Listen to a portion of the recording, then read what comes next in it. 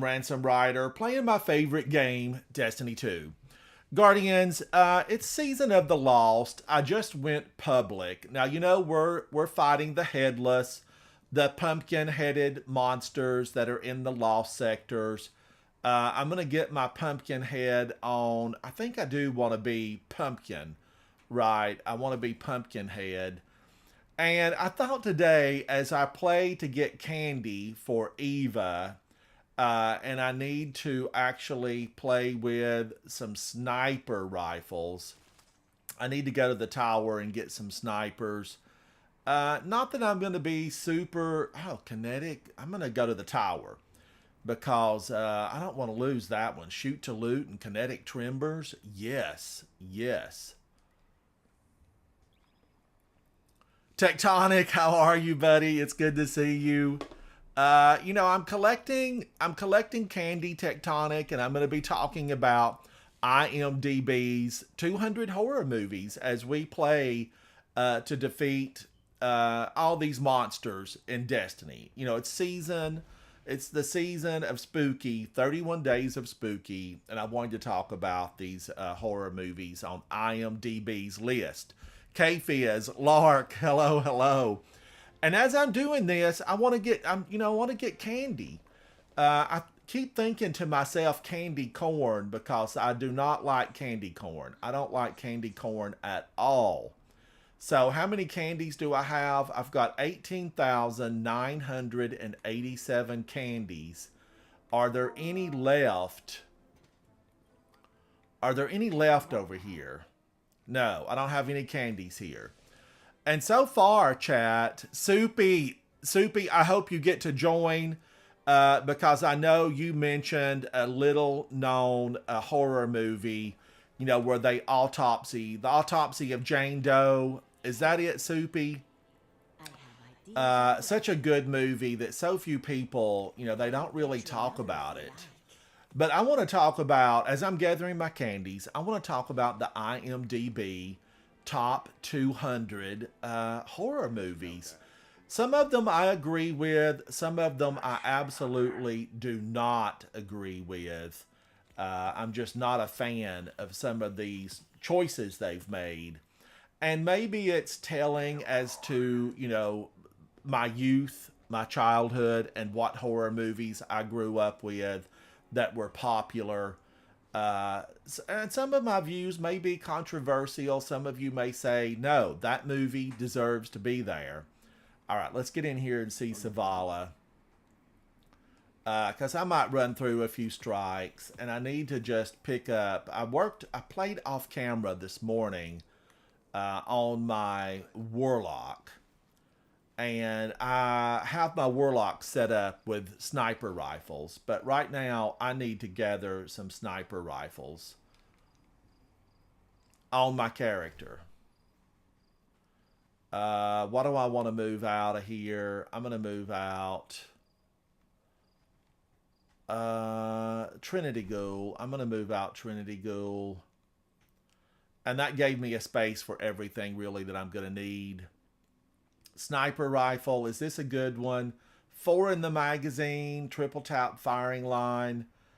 4 in the magazine, though. I'd like to have something with like 7 in the magazine, because I know that 4 in the magazine is going to run out really quickly. Really quickly. Pulse rifle. Now, normally I'm falling all over sniper rifles, and why am I not seeing any? But here's one. This had 4 in the magazine, but I'll do it. I'll do it. Let's look for a sniper over here. Hello, snipers. Now, here's a sniper, right? No, pulse rifle. Looks like a sniper. From a distance, I sure thought it was a sniper.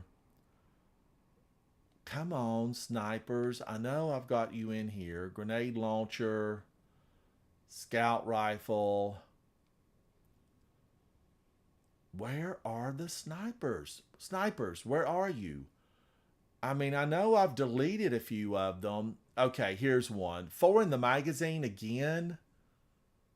I feel like that's a no. I would rather have like 7 in the magazine.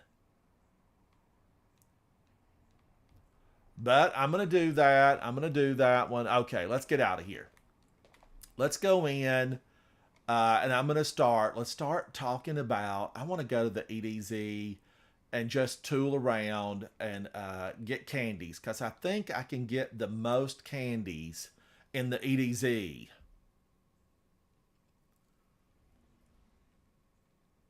Guys, hello.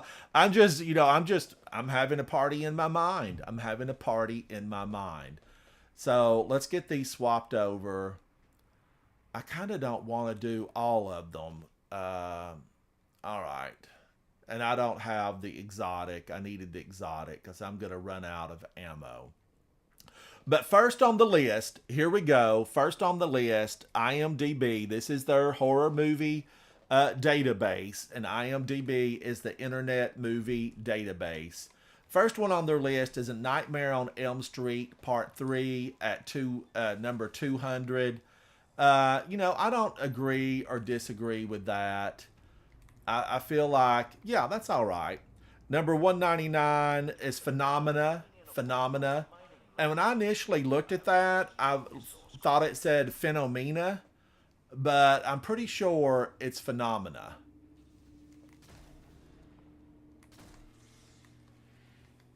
All right, everybody comes in because they've been playing on the EDZ to get these candies, these candy corns. I think every time I think of it, all I can think of is candy corn. Havoc, Tectonic, the play I am doing. I am set, build for the play. Oh, that guy, he got him. He got him good.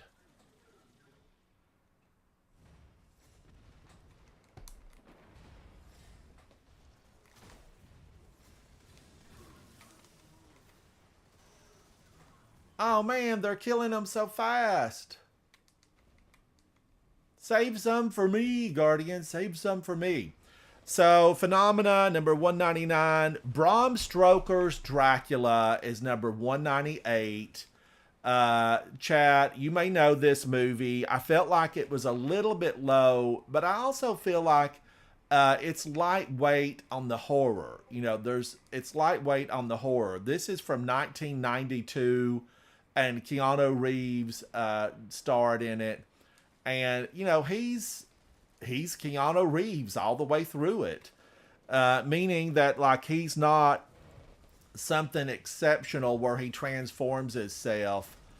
But now, having said that, I still really liked this movie. This was 1992, and I rushed to the theater to see this movie and really, really liked it. Really liked it. Oh, this guy's out already?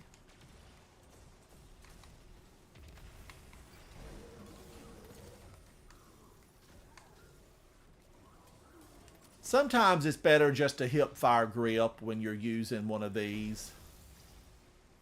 When you're using a scout or a sniper rifle, hip fire grip is good.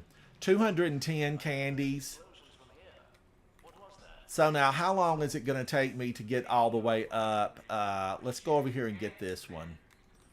And I'm open, chat. If somebody wants to join me and hang out and work with me to get these candies, absolutely, come on in. I'm just hanging out, talking about horror movies, and working on getting my candy for season. We're in the witch season. This is like a double whammy. We're facing all these headless, and we're in season of the witch. So Hellraiser was number 197. I walked out of the theater on that. I wasn't a fan. I was not a fan.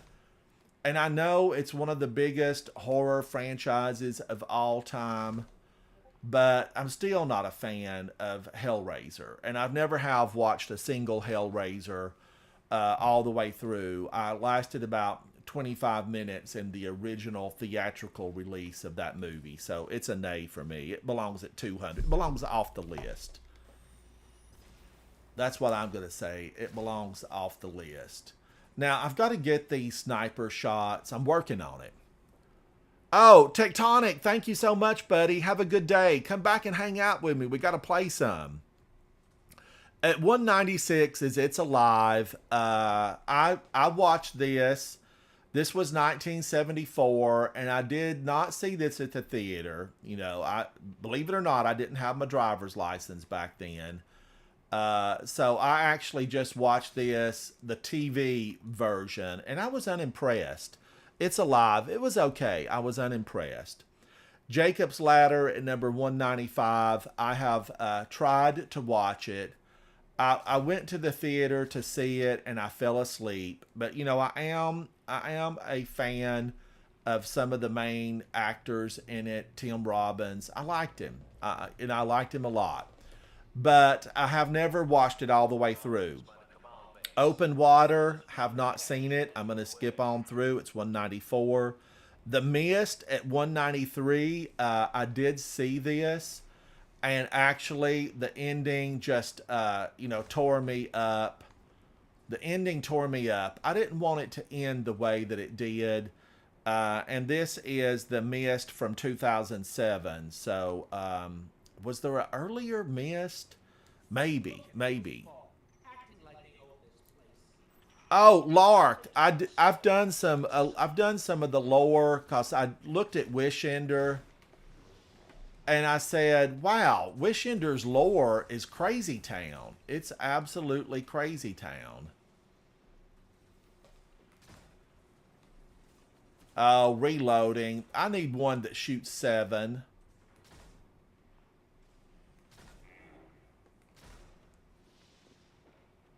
And this is glitched. This is glitched. I've just she's never gonna come unshielded. It has glitched. I can get 180. I can get 180 just by finishing this, but this one's been glitchy. Guardians, if you've been playing this is the Ether resupply in the EDZ. It's definitely, let me show you where I'm at on the map. Firebase Hades. It's rotten because it's glitchy. And look at that. I'm out of my sniper. He's using the same gun as I am. I just got some sniper.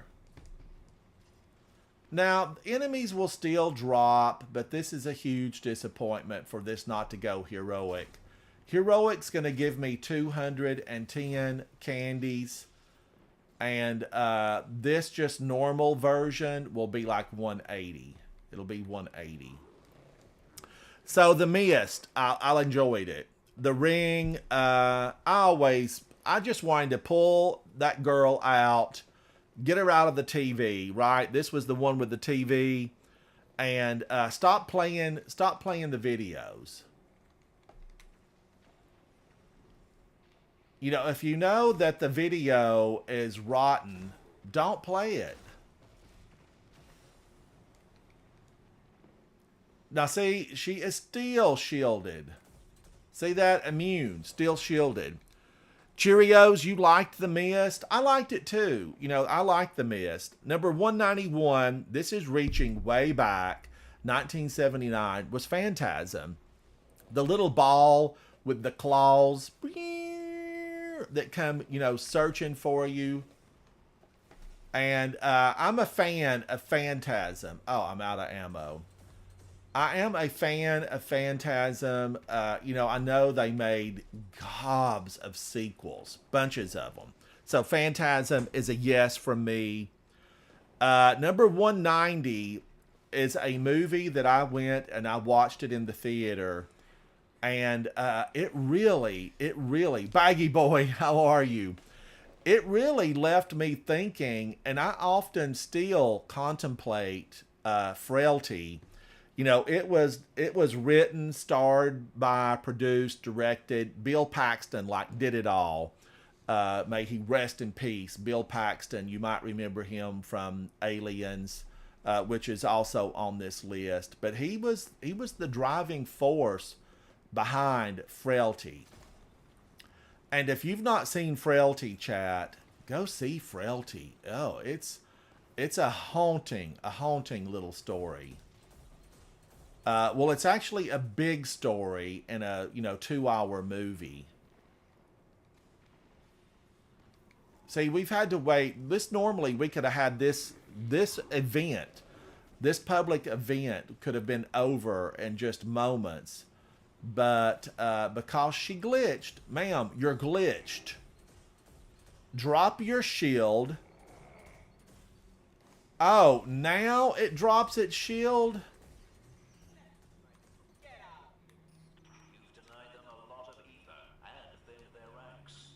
That I've been cheated. I've been cheated. All right, where's another one at? There's usually one. I'm going to go to this one. Baggy Boy, how are you? Cheerios, how are you? Cheerios, thank you for commenting on my videos. I miss playing with you, Cheerios. I sent you the note. I hope you saw it. I definitely miss playing with you. I miss you in the game because you were extraordinary. Cheerios was really extraordinary. He knew the lore. He knew what you needed to load out with. He just knew the mods. You knew it all, Cheerios. And I always appreciated getting to hang out with you and watch your expertise in action. So, Frailty, Dog Soldiers, man, oh man, loved this movie. Did you guys see Dog Soldiers? Because I absolutely loved it. I'm going to make a confession here. I have watched Dog Soldiers probably 7 or 8 times. It's about a group of these army guys from Britain, England. They're assigned to go out into this remote area, and they find way more than they bargained for. Way more than they bargained for. It will be no spoilers from me. So if you haven't seen it, and I know a lot of people have not seen Dog Soldiers, it's phenomenal. Why hasn't it been remade? I don't know. I feel like Dog Soldiers needs the big Hollywood redo, but I don't want it to lose its grittiness. I don't want it to lose its grittiness. Ooh, a burning. Now remember, if the folks here make this heroic, and I think it just went heroic, it's 210 candies, and I need lots of candy. A little toward your PC. I don't know which way you're talking about, Havoc. Is that better?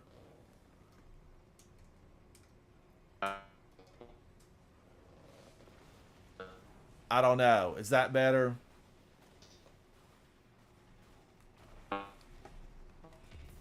I can't hear you, Havoc. You're definitely fading out on me.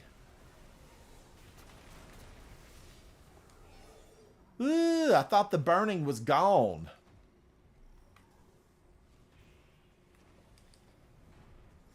And it just went heroic. It just went heroic. Is that better, Havoc? Can you see me?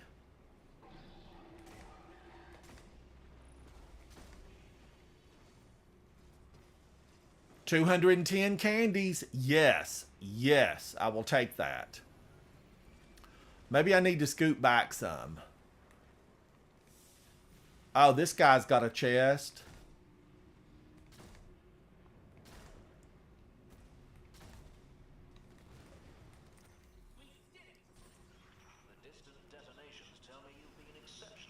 Now, let's see where else I can get to, because I want to get to another candy event. Winding Cove. I love Winding Cove. So, Dog Soldiers, thumbs up. Loved it. Basket Case at number 188. Dog Soldiers was 189. Basket Case at 188. It was all right.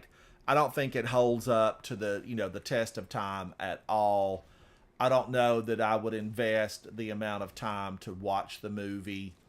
But I know it has a dedicated fan base of loyalists who, think it hung the moon.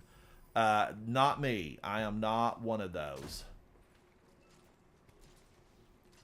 All right. Now, remember, I also, for part of this, event, Festival of the Lost, I have to get so many sniper rifle kills.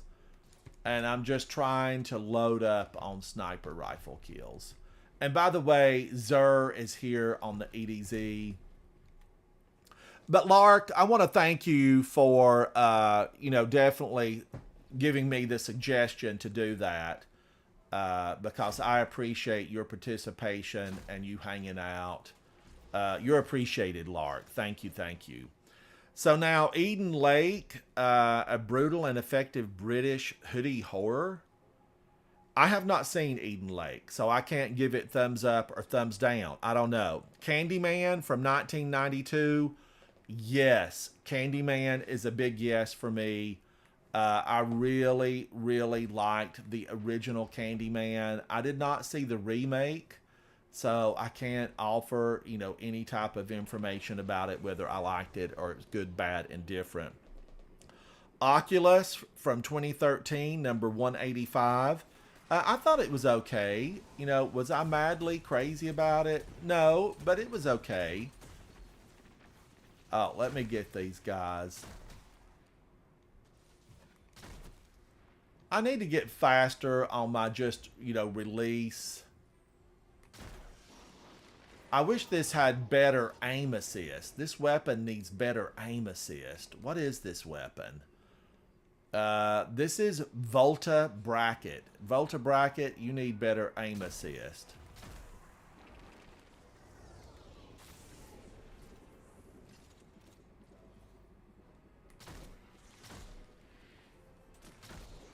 Oh man, he's quick with that. He's quick with his weapon because he's using Graviton Lance just like I am, and he's quick with it.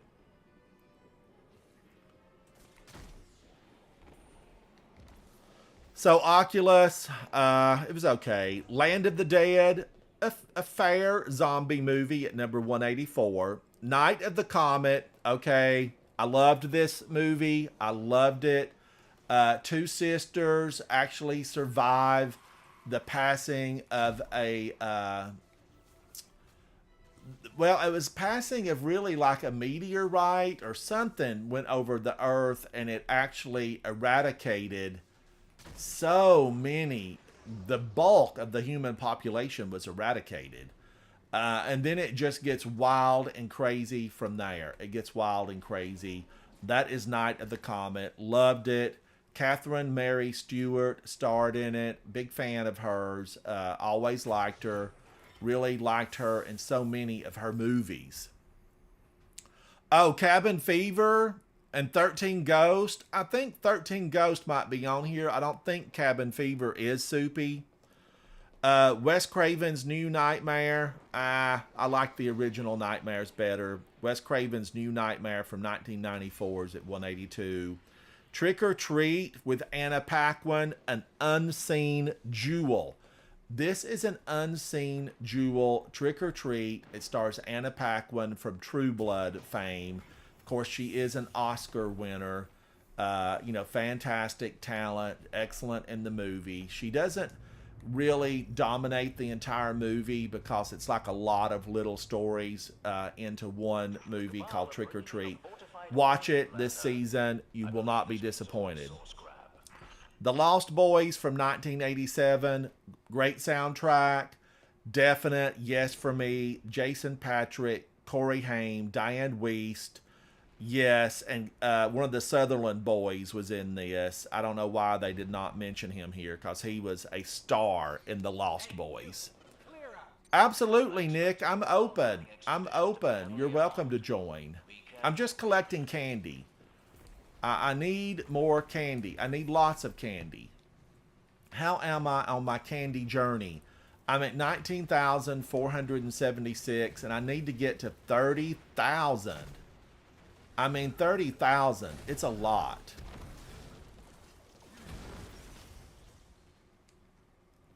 Has anyone in the clan, has anyone in chat made it to 30,000? I feel like there have been people that have made it. I am not one of them. But I'm working on it. I'm working on it. So Lost Boys, yes. The Lodge, led by an impressive Riley Keough performance. The Lodge should have a suitably unsettling destination. I don't remember ever hearing about it, seeing it, nothing. The Lodge, chat, did you see The Lodge? Is anybody really up on what The Lodge is? I kind of feel like I need to see it because I like Riley Keough. I hope I'm pronouncing her name correctly. All right, let's get this old guy gone so I can move on to the next one.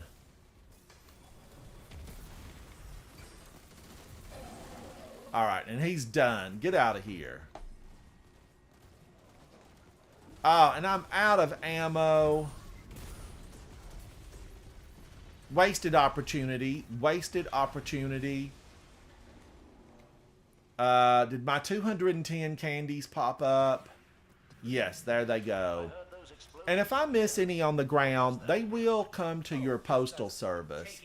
They're going to be at your postal. Is this going to be glitchy again? And this, you just want to make the rounds, Guardians. You want to just make the rounds and run from one of these to the next. And if someone knows a better candy farm, let me know. Let me know what the best candy farm is. Because as you saw, I'm getting close to 20,000. So I've got 10,000, more to go. I don't have any, so let me just rally the flag. Rally the flag.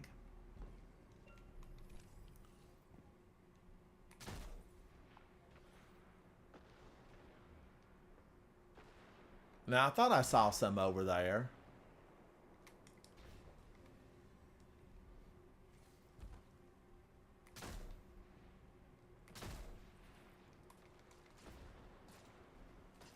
Cabal, get out of here. Don't you know we can clone you a dime a dozen?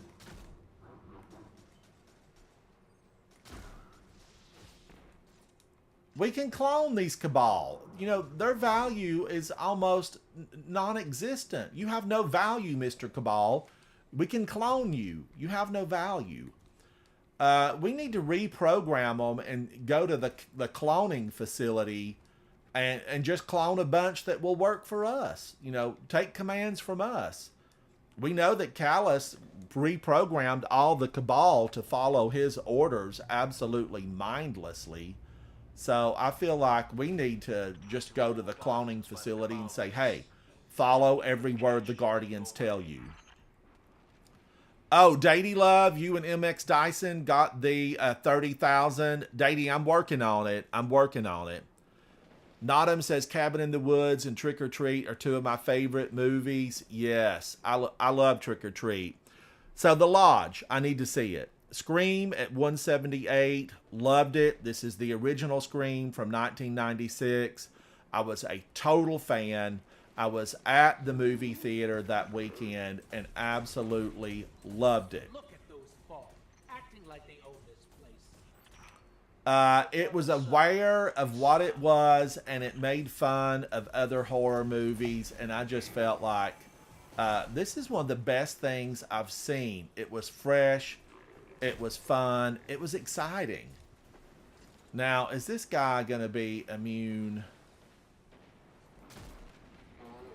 And remember, I'm trying to get these.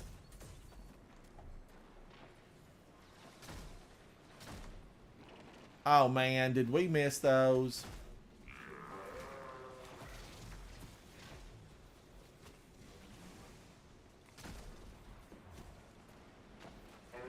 I want to get my sniper shots. Datey, what did you do to get the 30,000 candies? Did you run the lost sectors? Oh man, we didn't make that heroic. Well done. Buddy, we were supposed to make this heroic. Sometimes they know, sometimes they don't. Or they can actually be overzealous, word of the day, overzealous. And just not realize how much damage they're doing. Scream, number 178, a yes. All right, Southbound. I don't even know what this is. I don't even know any of the people that star in it. I have no idea about what Southbound is. Chad, if you just joined in, we're going over the IMDB list of the 200 best horror movies to celebrate the 31 days of spooky season. And, we're finding candies. We're finding candies. Now, let me get to the next one. I'll go right up here. Oh, you played a lot, Datey? Yeah, that's that's really when you're not farming and you're just having fun. That's the best way to get them. It is the best way to get them. I'm a 100% believer in the way you got yours, Datey. And I would eventually get all the candies just by how much I play. But I thought it would be fun today to celebrate the season.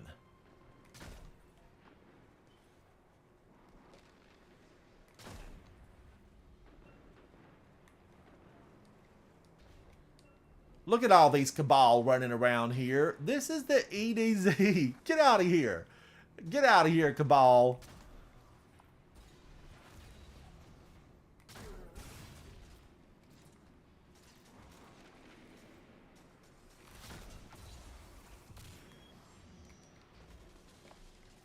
Ooh, some ammo. I need it. I need every piece I can get. Now, this could be an extraction unit from the Cabal, or this could be a walker.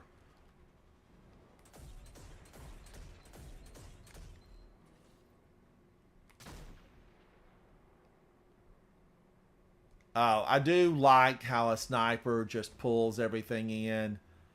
This guy had a chest. Chest. Chest.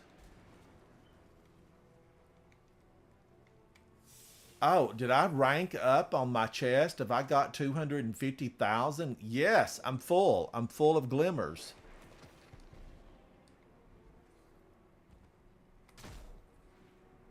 Now, how far along on this sniper thing am I?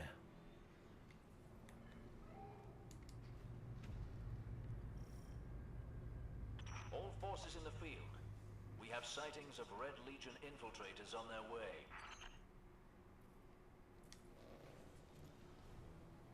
Thank you, chat. Thank you, thank you. All right, back to the list. Southbound from 2015. I don't know what it is. Lights Out from 2016 at number 176. It was okay. I wanted it to be so much more, and it wasn't. I wanted it to be more. Lights Out. So I don't know that it belongs at 176. It needs to be a lot lower. The Platform, I have not watched it, so I can't. I saw the previews, but I have not watched it. I know it's about people at the top level getting plenty to eat, and the people at the bottom levels being very hungry. Very hungry.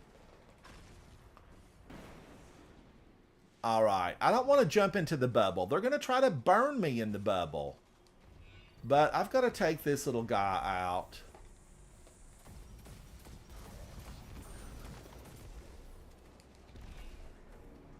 And then I'm going to get right back up on my perch so that they don't burn me up. I don't want to be burned up. So, The Brood from 1979. I remember this, being more to me on the funny side than the horror side. The Brood, 174. The Cat of Nine Tails, 1971 at 173. Never saw it. Mute Witness from 1995 at 172. I don't know it. You're Next at number 171. I don't know this one either. There's a lot of these kind of here in no man's land that I'm just not real familiar with.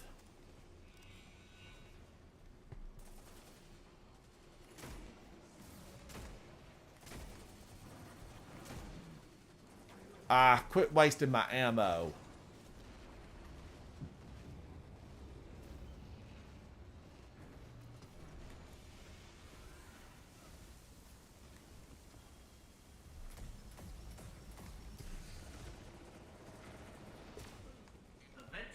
We got them, but I fried. I fried for my efforts. Welcome to the barbecue.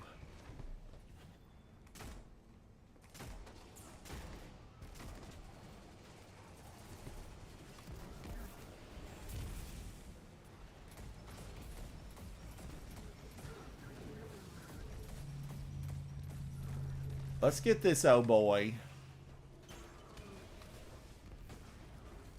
Throw a little void on him. A little void in my life. Got him. Let's watch for my 210 to drop. Yup. And a few extras. A few extras.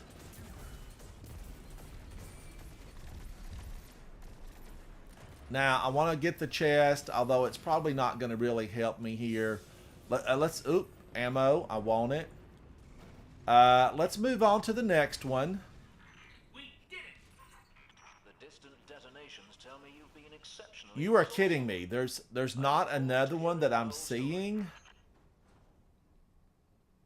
Well, let's go right here to Winding Cove, because something will happen here. The Shed is good also. Your Next is good. All right, now, Videodrome from 1983. It was okay. It's aged poorly. Thirst from 2009 at 169. I saw this, but it wasn't super memorable. But it was okay. It was okay. Audition at 168. I didn't see. Dead Ringers from 1988. I watched it. And I remember thinking, what's all the fuss about? What is all the fuss about? This is an okay movie. I didn't think it was as spectacular as a lot of the critics thought it was. But I don't have any problem with it being on the list where it's at currently. But I think there's a few others that have been on the list that I would have liked to have been a little bit higher. So it would have moved this Dead Ringers down a bit. Scream 2 at number 165. I liked it. I liked it a lot. It didn't feel as fresh as the first Scream, which totally felt great. The first Scream relaunched Drew Barrymore's career because you went in thinking, oh, Drew is going to star in this. And then that's not exactly what happened. Drew did not star in it. Can I get some candy from this? No. No candy for you. Next. All right, let's get this. Got it. Did I get what I needed? Now, not the candy, but the sniper rifle shots.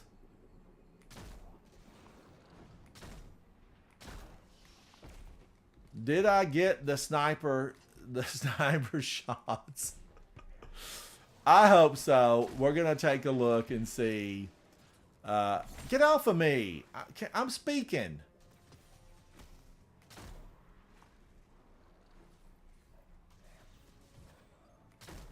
Got him. I got him. I got you good.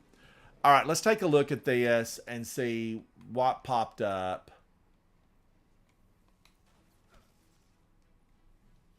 Yes, is this what I think it is? Got it. Okay, I could have really used some candy there, Bungie. Give me some candies. They're firing at me.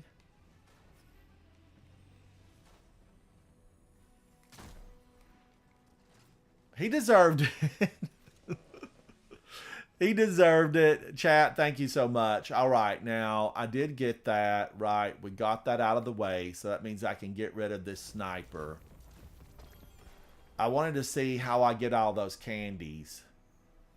Purchase an epic mystery grab bag from Eva. 1,300. Wow. Wow, but... I'm going to save that. I'm going to save it. Let's see where I'm at. 20,118 candies. So, wow.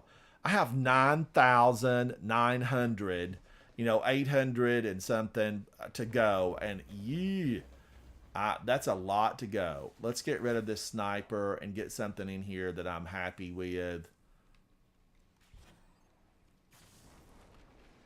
Let's go shotgun. I like a good shotgun. I'm right back to having no ammo, though.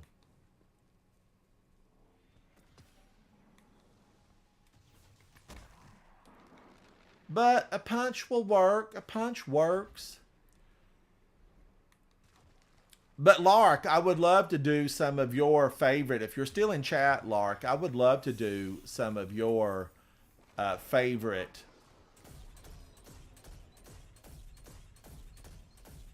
weapons. You know, I would love to look at the lore or any of the books. I would be glad to look at them and, you know, read over it. Because I'm a fan of this game. You know, Guardians, chat. I really enjoy this game. It's been very... I will tell you... okay, here it goes. We're going to put it on digital. The only time I really just... There's been two times where I really just got so really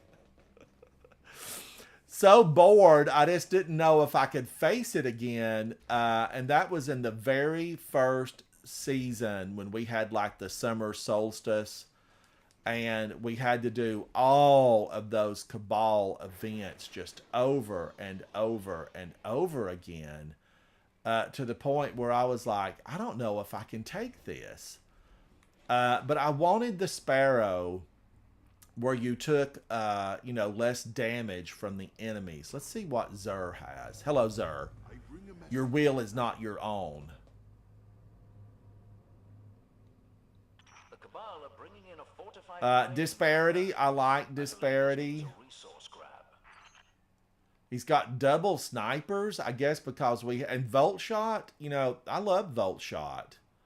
I guess because we have that sniper one working right now.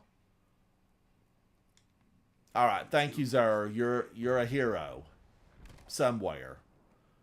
But you know, Zur, friend, foe, or just, you know, he's just programmed for one thing, because I do believe that the Nine created him. He tells us, you know, in game dialogue, his will is not his own. His will is not his own.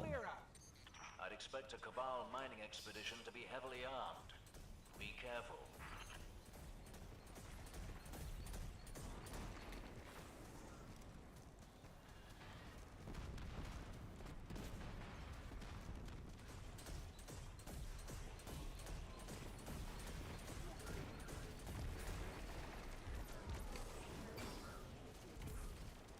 Reloading, reloading.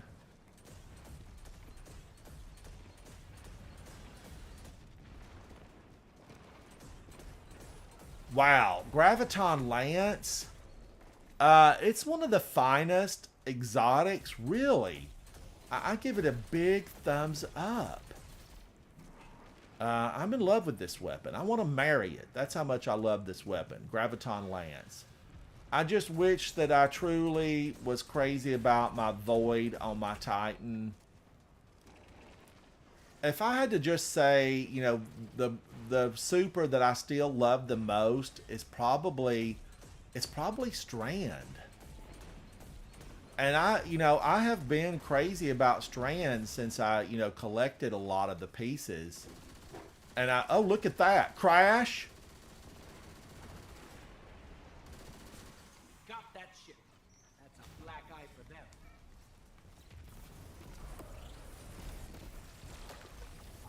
Reloading. And he's gone. And he's gone. He's gone. Guardians, there is a new little plush baby war beast that's absolutely phenomenal.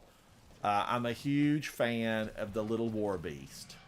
I heard those explosions. You can find it at the Bungie store. I want dozens of them. I want my bedroom covered in little baby war beast, because I have wanted a pet war beast since they came out. Now, this is going to be an ether extraction. It's an ether extraction. This will be an ether extraction. But that's my choices. And since this one's almost done, I'll make haste and get over there. But candy, I need candy corn. Lots of candy corn. And I'm working on getting it. 30,000. It's a substantial number. We just heard from Dady. Dady has all of his candy corn. So Scream 2 at 165. Then at 164 is 1408. It was okay. It was okay. At 163, A Tale of Two Sisters. I don't know it.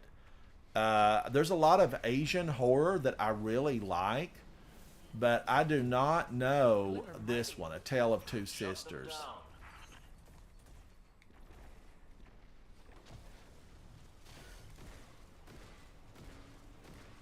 Let's get this extractor gone, because you need to get that extractor gone before the captain comes in and gets taken out. Because once the captain goes down, it will move to the next location.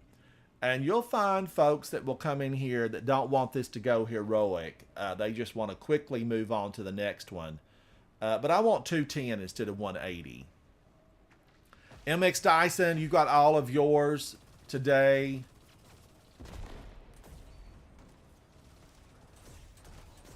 So now MX Dyson and Datey, are you guys now just fully done with the event? They're heading to another site. Because once you get all those candies done in the event, basically you're finished as far as like the, you know, all the triumphs and everything. Where is the other side? It's usually right here, or it's right over there, and there's a chest. Yes, yes.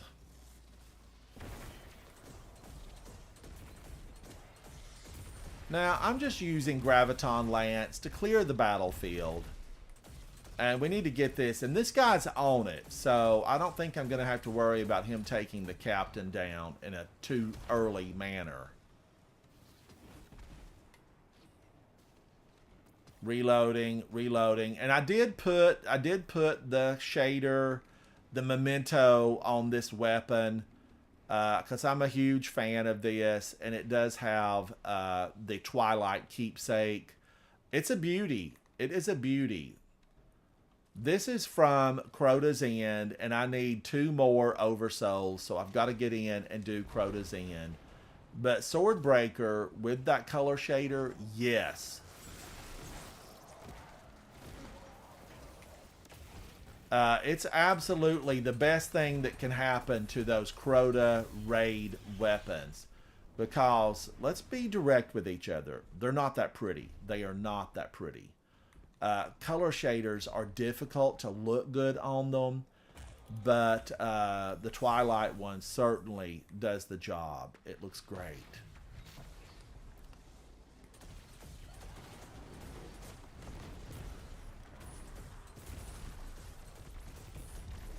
Wow, he's on it too. This guy, Jig, you're on it, buddy. You're on it, Jig. Jig's working it, and I'm working it with him. Go, Jig, go.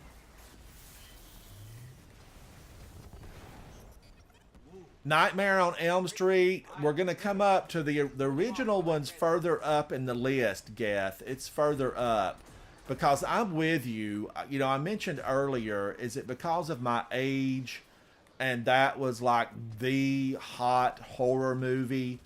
You know, everybody went to see it, and it did have Johnny Depp in it, right? It was Johnny Depp, I think. Did Nightmare on Elm Street, the original one. We're going to get to it. We'll get to it, Geth. Ouija, the Origin of Evil from 2016's at 162.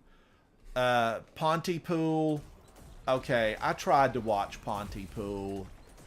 It was a subtitle. It was a subtitle for me, and I fell asleep. And, you know, if you're not watching those subtitles on a foreign film and it's in its original language, well, good luck unless you speak that language, and I did not speak that. I did not speak it.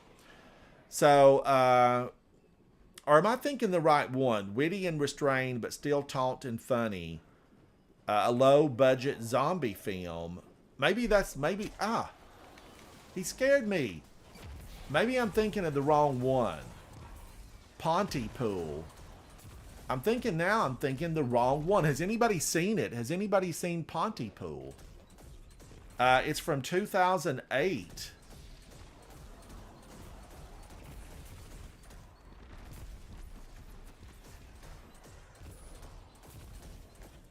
And chat, send me your top, top 1, top 3, top 5, top 10. Let's talk about these. We've got some days before the official Halloween. It's the 31 days, and we've got till November the 7th on this event for Destiny. We've got till November the 7th. Giant heap of glimmer incoming. There's my 210, and the chest won't give me any more.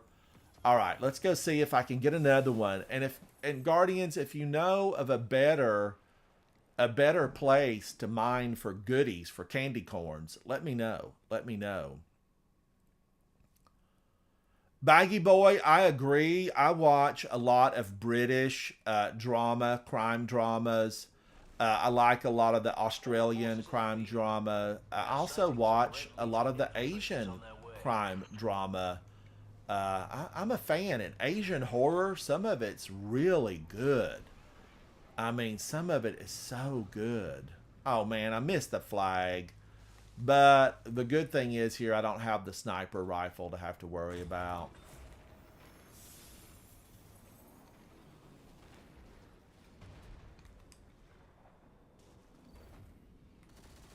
Let's chase them out. They think they'll spy on my territory. Now, how many's here? There's 1, 2, there's 3 of us, so I might have to get busy to help them get this.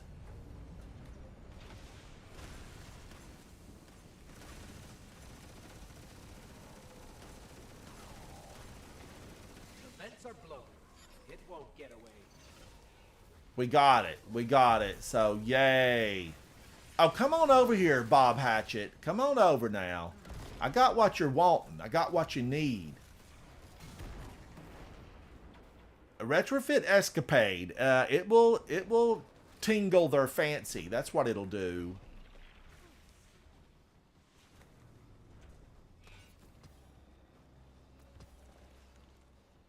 Where did he go? Where is he?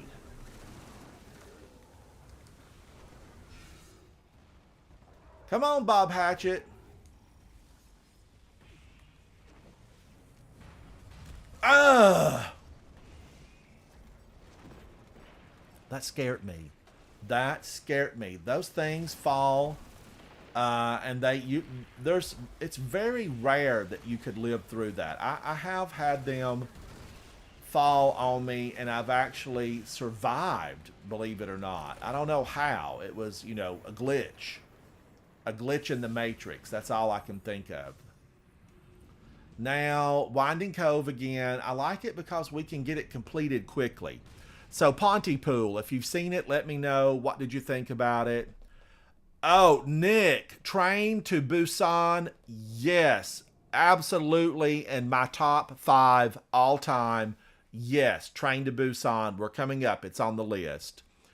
The Shallows, Blake Lively starred in it. I thought it was good. Shark Attack, Shark Attack. Shadow of the Vampire with John Malkovich and William Dafoe. It was okay. At 159, though, I would have moved that way further down the list. It would not have been that high up on the list. Although I'm a William Dafoe fan because he did Saints. Let's see, what were the Boondock Saints? Man, and I loved Boondock Saints. Yes. A huge, huge fan of Boondock Saints. But Notams, Train to Busan, it's an undiscovered treasure. It's a treasure. And it's in its original language. I think it's in, Korean. I want to say it is in Korean. But I'm a huge fan of that show. Huge fan. All right, so Shadow of the Vampire, number 159. The House of the Devil. I went to the movie theater and saw this. It was kind of a flashback to the 70s. I enjoyed it. I would put it lower. Here's one. I want to talk about this one, Guardians chat, because I have seen this about 3 times, and I have laughed so hard that I just, I couldn't catch my breath. I laughed so hard. This movie is hysterically funny. It's tragically scary and spooky. Not I forgot to breathe scary, but scary, and I loved it. And it is Tucker and Dale versus Evil from 2010. If you haven't seen it, go see it. Go see it. Rent it. It's worth it. You're going to absolutely love it. Go in with an open mind because it will not be what you expect, but it will be far beyond your expectations, and it's better with friends. It's better with friends. So good. So good. Tucker and Dale versus Evil. Tyler Labine, Alan Tudyk, Katrina Bowden, and Jess Moss. Yeah, and it was directed by Eli Craig. I'm such a fan, and just even reading it and seeing it makes me, want to have it. I feel like I need to put it in my permanent collection, and I need to get it on DVD before DVDs totally disappear. Although there will come a point where I won't have a DVD player. Although my PS5 does have the DVD players in it. And in the basement, I have Blu-rays down there that I've not touched, that I've just, taken them out of service because I don't use them. But I feel like, when you buy this stuff digitally, you never truly own it. It's never truly yours. That's a different soapbox. Tucker and Dale versus Evil at number 157 deserves to be much higher, but it's not as much horror as it is just fun. Let me get these guys. Get out of here. Join the House of Light. We can be friends. Dracula, Pages from a Virgin's Diary from 2002. Never heard of it, never seen it, don't know a thing about it. But from the title, I bet it involves Dracula. The Others from 2001 with Nicole Kidman. Yes, I was a fan. Was I terrified? No. Do I consider it horror? I don't think so. I really consider it more of mystery ghost story. A mystery ghost story. But The Others is at 155. Now, this one was before my time, way before my time, but boy, did I like it. I actually saw this. The teachers sent a note home with all of us students and said the school's going to have a presentation of this movie. It is Creature from the Black Lagoon from 1954. It's got an 80% on Rotten Tomatoes. An absolute classic. It's a little bit of hokey fun now. Things that scared folks in that time period back in those days, they don't really scare us now. We've had Michael Myers, Freddy Krueger, and Jason Voorhees. So Creature from the Black Lagoon, it's like watching a goldfish in a tank. It's not spooky, but it's entertaining. It's fun, and it was spooky for the day. Number 153, Tremors from 1990. I went to the theater and saw this because I was a fan of Kevin Bacon, and I really like Fred Ward. I was a big fan of him. He was phenomenal in the movies that he was in. So I liked Tremors, and I still enjoy it. I think it's a fun watch. I think the humor between Kevin Bacon and Fred Ward as brothers is absolutely excellent. It is just excellent.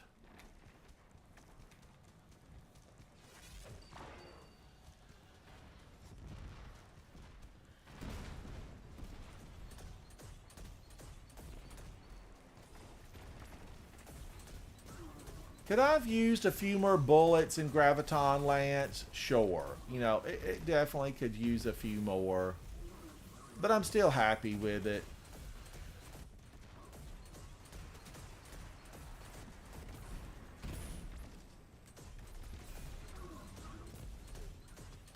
These Cabal and their shields, it's why we can't really depend on a pulse rifle right now. It's just that Graviton Lance is so powerful. It's so powerful. All right, now this brings me, Tremors, number 153, brings me to Creep from 2014. And I'm going to say Havoc, Vol, and I were tooling around and decided to put this in one evening. And man, oh man, it really surprised me by how this low budget production was so good.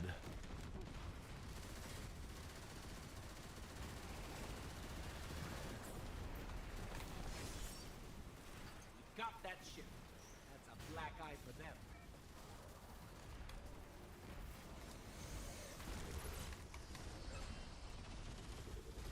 Let's get this guy out of here. I don't like your attitude, Mr. Excavator Valis. What are you excavating? I don't think I'd even let you move dirt out of my backyard. I don't trust you. I don't trust you at all.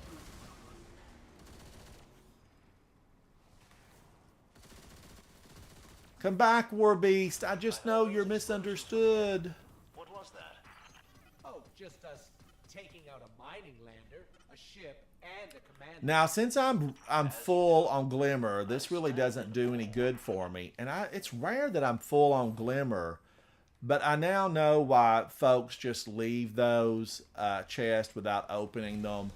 Because if you've got the 250,000 Glimmer, it's not going to do you any good. But hashtag raise the Glimmer level, raise the rate. I feel like it needs to be 999,999. I just want there to be a little bit better level on the Glimmer. Acting like they own this place. Take down that servitor, and they starve. Yeah, they starve.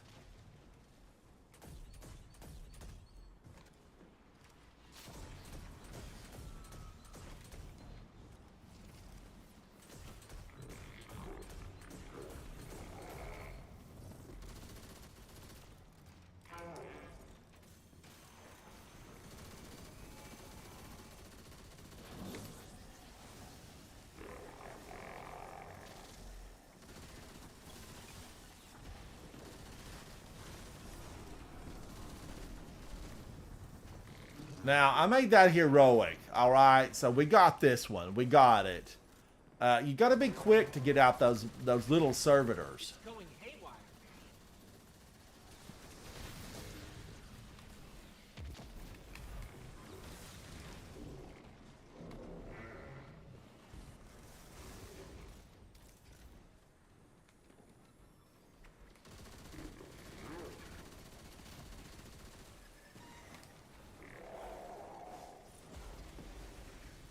All right, got him. Give me my chest. Got the servitor at the servitor. Get out of here, servitor. Get out of here. You've smashed their hopes to All right, wait a minute. Where do I need to be?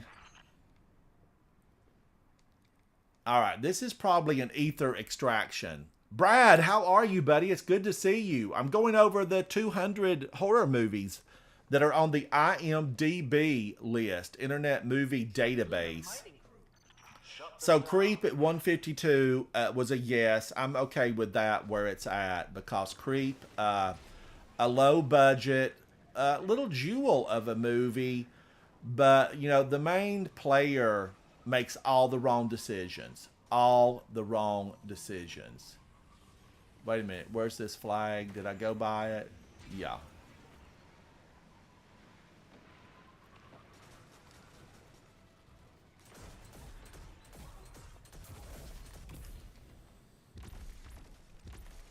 And there's lots of folks here, so this should be heroic, no problemo. Brad, did you get all your candies done? I'm collecting candy corns.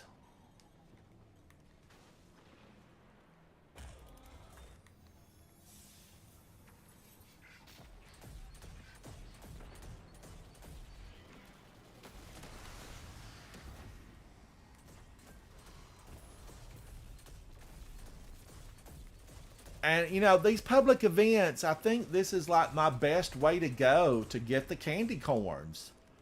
I'm not sure how many a strike will give me, but I know these can, normally we can get through these quickly. All right, Carnival of Souls from 1962 at 151. It was okay. It's aged, I think, poorly. Wreck from 2007 at 150. I think it should be much lower down. Paranormal Activity. I started to watch it, and I'm going to make a confession. I am not a fan of any type of found footage. Nothing. Nada anything that's found footage. I'm just not a fan. So if there's anything that even remotely hints to me of found footage, as in I made this with an iPhone, no. I don't want to watch it. I don't want to watch it. And we're going to come up to one later that was one of the most successful found footage style movies of all time. And a hugely successful movie, period, where the folks only spent, a few dollars in comparison to modern, movies, and they made millions on it, millions. I mean, they have to be living somewhere in the Caribbean. Have to be. The Conjuring 2, it was just okay for me. I know people love those Conjuring movies. It's a huge franchise. But it's not for me. They're okay. They're okay. Ginger Snaps, the original one, was a yes for me. Two sisters undergo some troubles. Two sisters have some troubles. I was a big fan of Ginger Snaps. Send me a note if you saw Ginger Snaps and you liked it, because I definitely thought it was good. I would like Ginger Snaps to be redone and dark and gritty and spooky and scary, and pay homage to the original two stars of Ginger Snaps, Emily Perkins, and I think Catherine Isabel. Mimi Rogers was there. Yeah, come on back. Goodnight Mommy. I saw the original version of this. The two little guys, the two brothers, siblings. Yeah, this was not frightening to me, but it was frightening that circumstance could happen. So definitely, it's worth a check out. It's a slow burner. Q, hello. Oh, I know, Brad. I know. I don't think I can beat this. Even if you don't get it on Heroic, it's like 180 candies. And I'm working. I'm going to do this till I get my 30,000 candies. Julia's Eyes from 2010. I never saw it. I never saw it. My word. You'll have to keep some for yourself, Okay. This is an ether extraction. This could be a servitor. Let's go. So 145 for Julia's Eyes. I don't know it. I do not know it. Sisters from 1973. Clever yet clearly indebted to the masters of the genre. Give us a masters list. I want to know, if you're going to say devoted to the masters of the genre, you need to tell me, give me a link to who the masters of the genre are. Clive Owen, maybe. I'm a fan of Clive Owen. I think he did some phenomenal work. And several others. There's several others. More recent. There's been some more recent ones. Your favorite horror director. Send me a note. Will I get anything if I open this? Every once in a while it's possible. Nada. I got nothing. All right. Rally. Do I want to stay with this? Let's do this.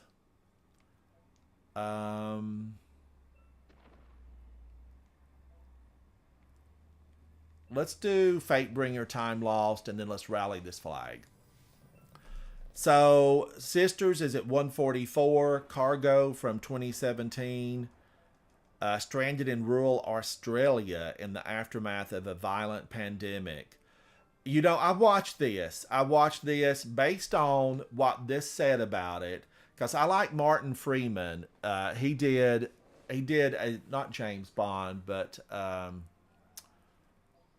Oh, who's the famous detective? Why am I drawing a blank? Because I watch even the old ones.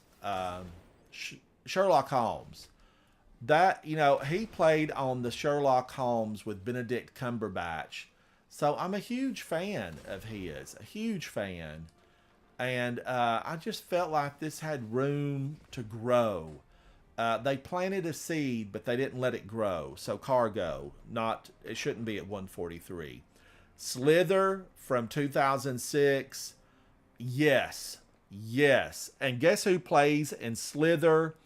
Most of you Guardians will recognize who plays in this. Sherlock, thank you, Havoc. Most of you Guardians who play Destiny will know who Nathan Fillion is. Nathan Fillion voiced the bulk of Cade 6. Phenomenal. He played in Castle on television. You might know him from Castle. But he also did Firefly and Serendipity. He did Buffy the Vampire Slayer. I'm a huge fan of Nathan Fillion. But he did Slither, and he's so good in it. It's one of those undiscovered jewels. It is at number 142 on the IMDB list. House on Haunted Hill, the original one from 1959. Loved it. It's at 141. Poltergeist from 1982. Absolutely. At 140, it needs to be much higher than this. Throw me the rope, Carol Ann. It needs to be way higher than this. I just feel like, come on, this needs to be a lot higher, a lot higher. But I was a big fan of Poltergeist. I saw it at the theater with friends from school, and it was frightening. It was frightening. Come into the light, Carol Ann. Oh, man. The cast of characters, how the movie unfurled and progressed was an absolute yes for me. Now, the remake, I watched about 15 minutes of it and turned it off. Trash. It was absolute trash. I did not like it at all. I'm going to be direct. Trash. But the original with Steven Spielberg at the helm, oh my gosh, yeah. I still watch it if I see it on, one of the streaming channels. I will still watch it and still get a kick out of it. It doesn't need to be remade. It doesn't need a remake because the original is still so good. Now, special effects, they dull with time. There's not a lot you can do about that.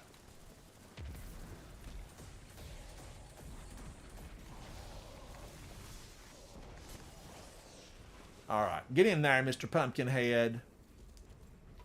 Let's get the last one of these. A kill all, I'll take it. Lead on some bad guys that need shooting. Think you can throw some ammo their way? Go, Fatebringer, go. Now, I'm hoping these guys absolutely get this because we want this to be heroic. Yeah, okay. They know what the deal is. The score, they know it.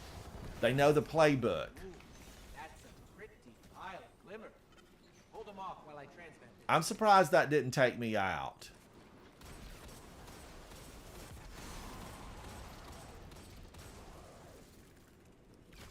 Oh, he's got his pumpkin head on. They sold a lot of pumpkin heads that year. We're the pumpkin-headed crew. We're the pumpkin-headed crew.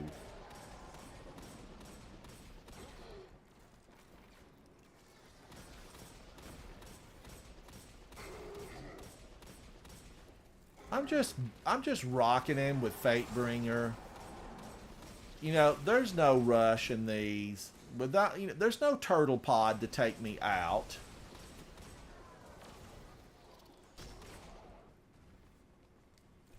All right, Poltergeist. Yes, Toby Hooper directed. I really loved it. Loved it. Loved it. The Girl with All the Gifts from 2016. No, this does not deserve. No way. No way.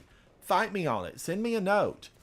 Defend it if you think it does deserve to be at 139. The Girl with All the Gifts. I've watched it twice. I continue to think, why? Why are people so enamored of this tragically awful? Not awful, and this is so awful I enjoy watching it awful, but so awful like, how did this get money to be made? And how did it get Jimmer Arterton and Glenn Close? I don't know. I don't know. All right, let's get that. Let's go to the next one. Where's the next one? Winding Cove. Yeah. That brings us to number 138, The Thing. The Thing. And I really am a fan of this. The original one, not the prequel, remake garbage that came out, but the original 1982 The Thing that was done by one of the greats, you know, one of the standards of horror, John Carpenter, who also did Halloween, which we're going to talk about a little bit later on this list. Halloween, Jamie Lee Curtis, Halloween, the original Scream Queen. Loved her. Hey, you! Clear out! I'd expect a Cabal mining expedition. Now, I don't like when they made the changes that we had to step in the circle. You know, when that originally took place, I stood here on this rock and I took down thousands of Cabal. And then when the chest dropped, it said I must participate. On some of these, you have to step into the ring.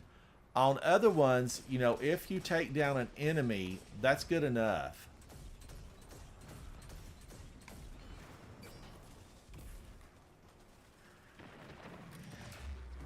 I got 4, you know, that was okay. 7 candies was okay. Now let's see where I'm at on candies as I work my way through IMDB's top 200 horror movies for 31 days of spooky, and of course we're hunting the headless and gathering candy inside of Destiny 2, which I'm playing right now. It is my favorite game. So 137 is Dead Alive. It's okay. Freaks at 136. No. This was a no for me. I don't know how it's here. This team is on it. That's a black eye for them.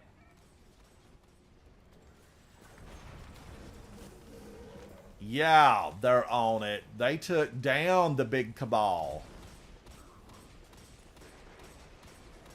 These War Beasts, I feel so bad for the War Beast. The War Beasts aren't rotten. They just have rotten owners. I'm going to send a note to Keitel. Keitel, do something about these War Beasts and how y'all are treating them, putting spikes in their back. Just us taking out a mining lander, a ship, and a commander.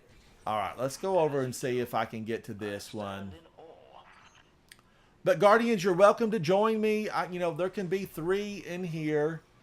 And I love having company. I'm a big fan of company. Give me company. Oh man, this is started. Shut them down.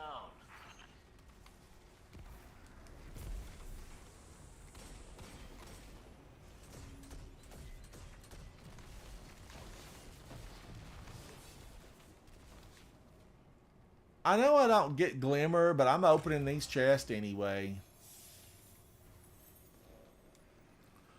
John Carpenter's Vampires. Yes, I really am a fan of that. I've watched it a couple of times.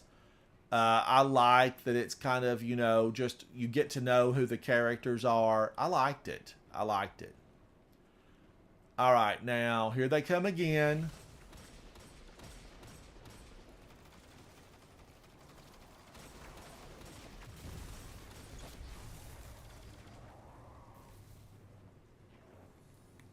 And we go over to the last one. They're heading to another site. Resource. There's a lost sector symbol. Speakeasy Bob, thank you, buddy. I'm gathering candies.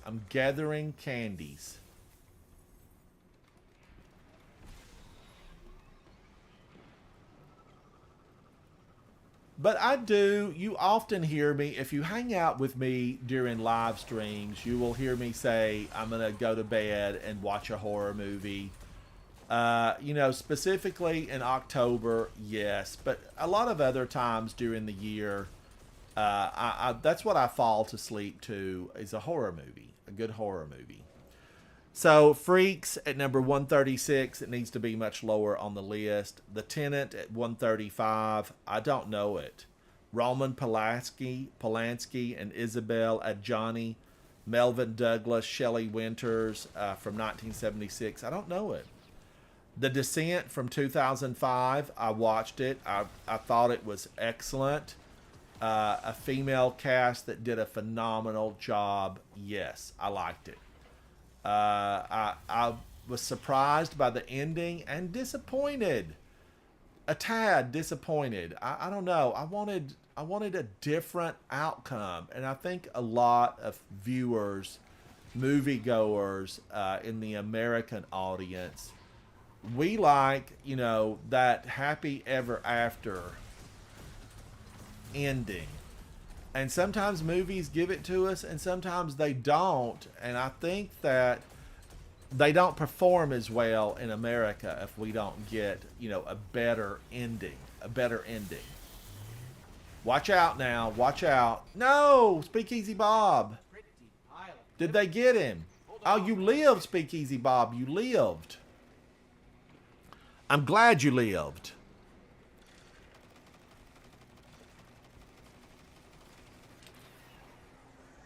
Thank you, Raccoon Boy. I 100% appreciate you supporting the channel like you've done for a very long time. I mean, really, Raccoon Boy, thank you for that. Especially as I'm gathering candy corns and talking about horror movies.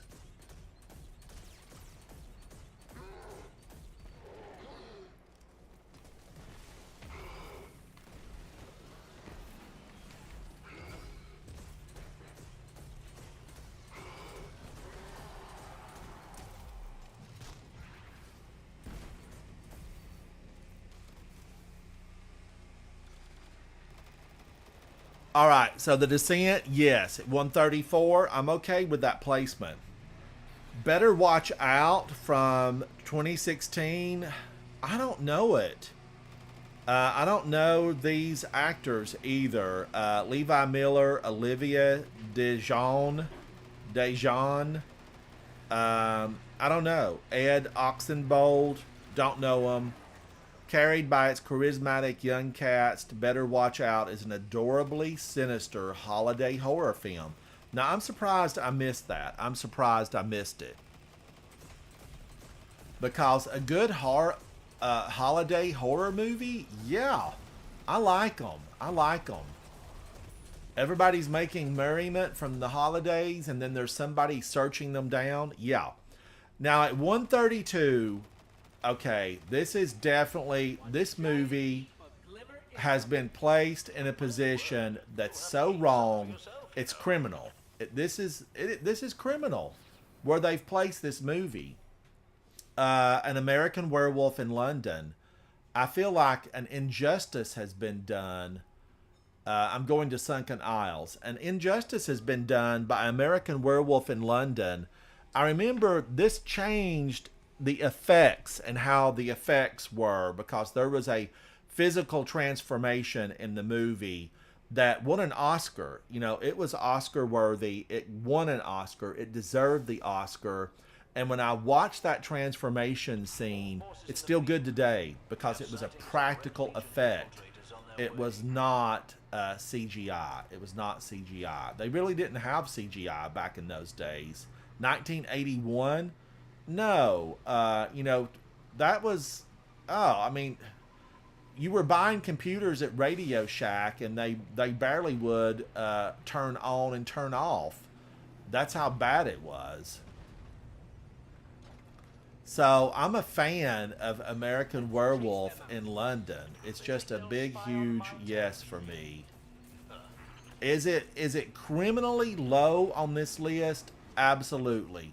Absolutely, it is criminally low on the list.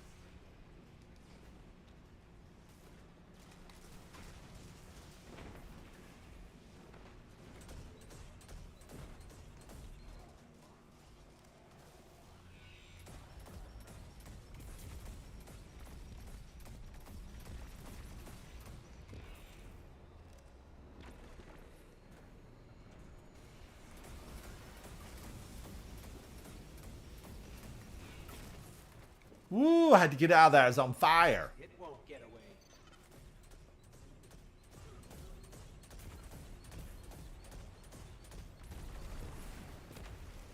Where are all these cabal coming from? They've come out of the mothership. The big mothership over here. Get out of here, cabal. Doctor Sleep from 2019. I will confess I have not watched it, and I rushed to the theater to see the first part of this, The Shining. I did rush to the theater.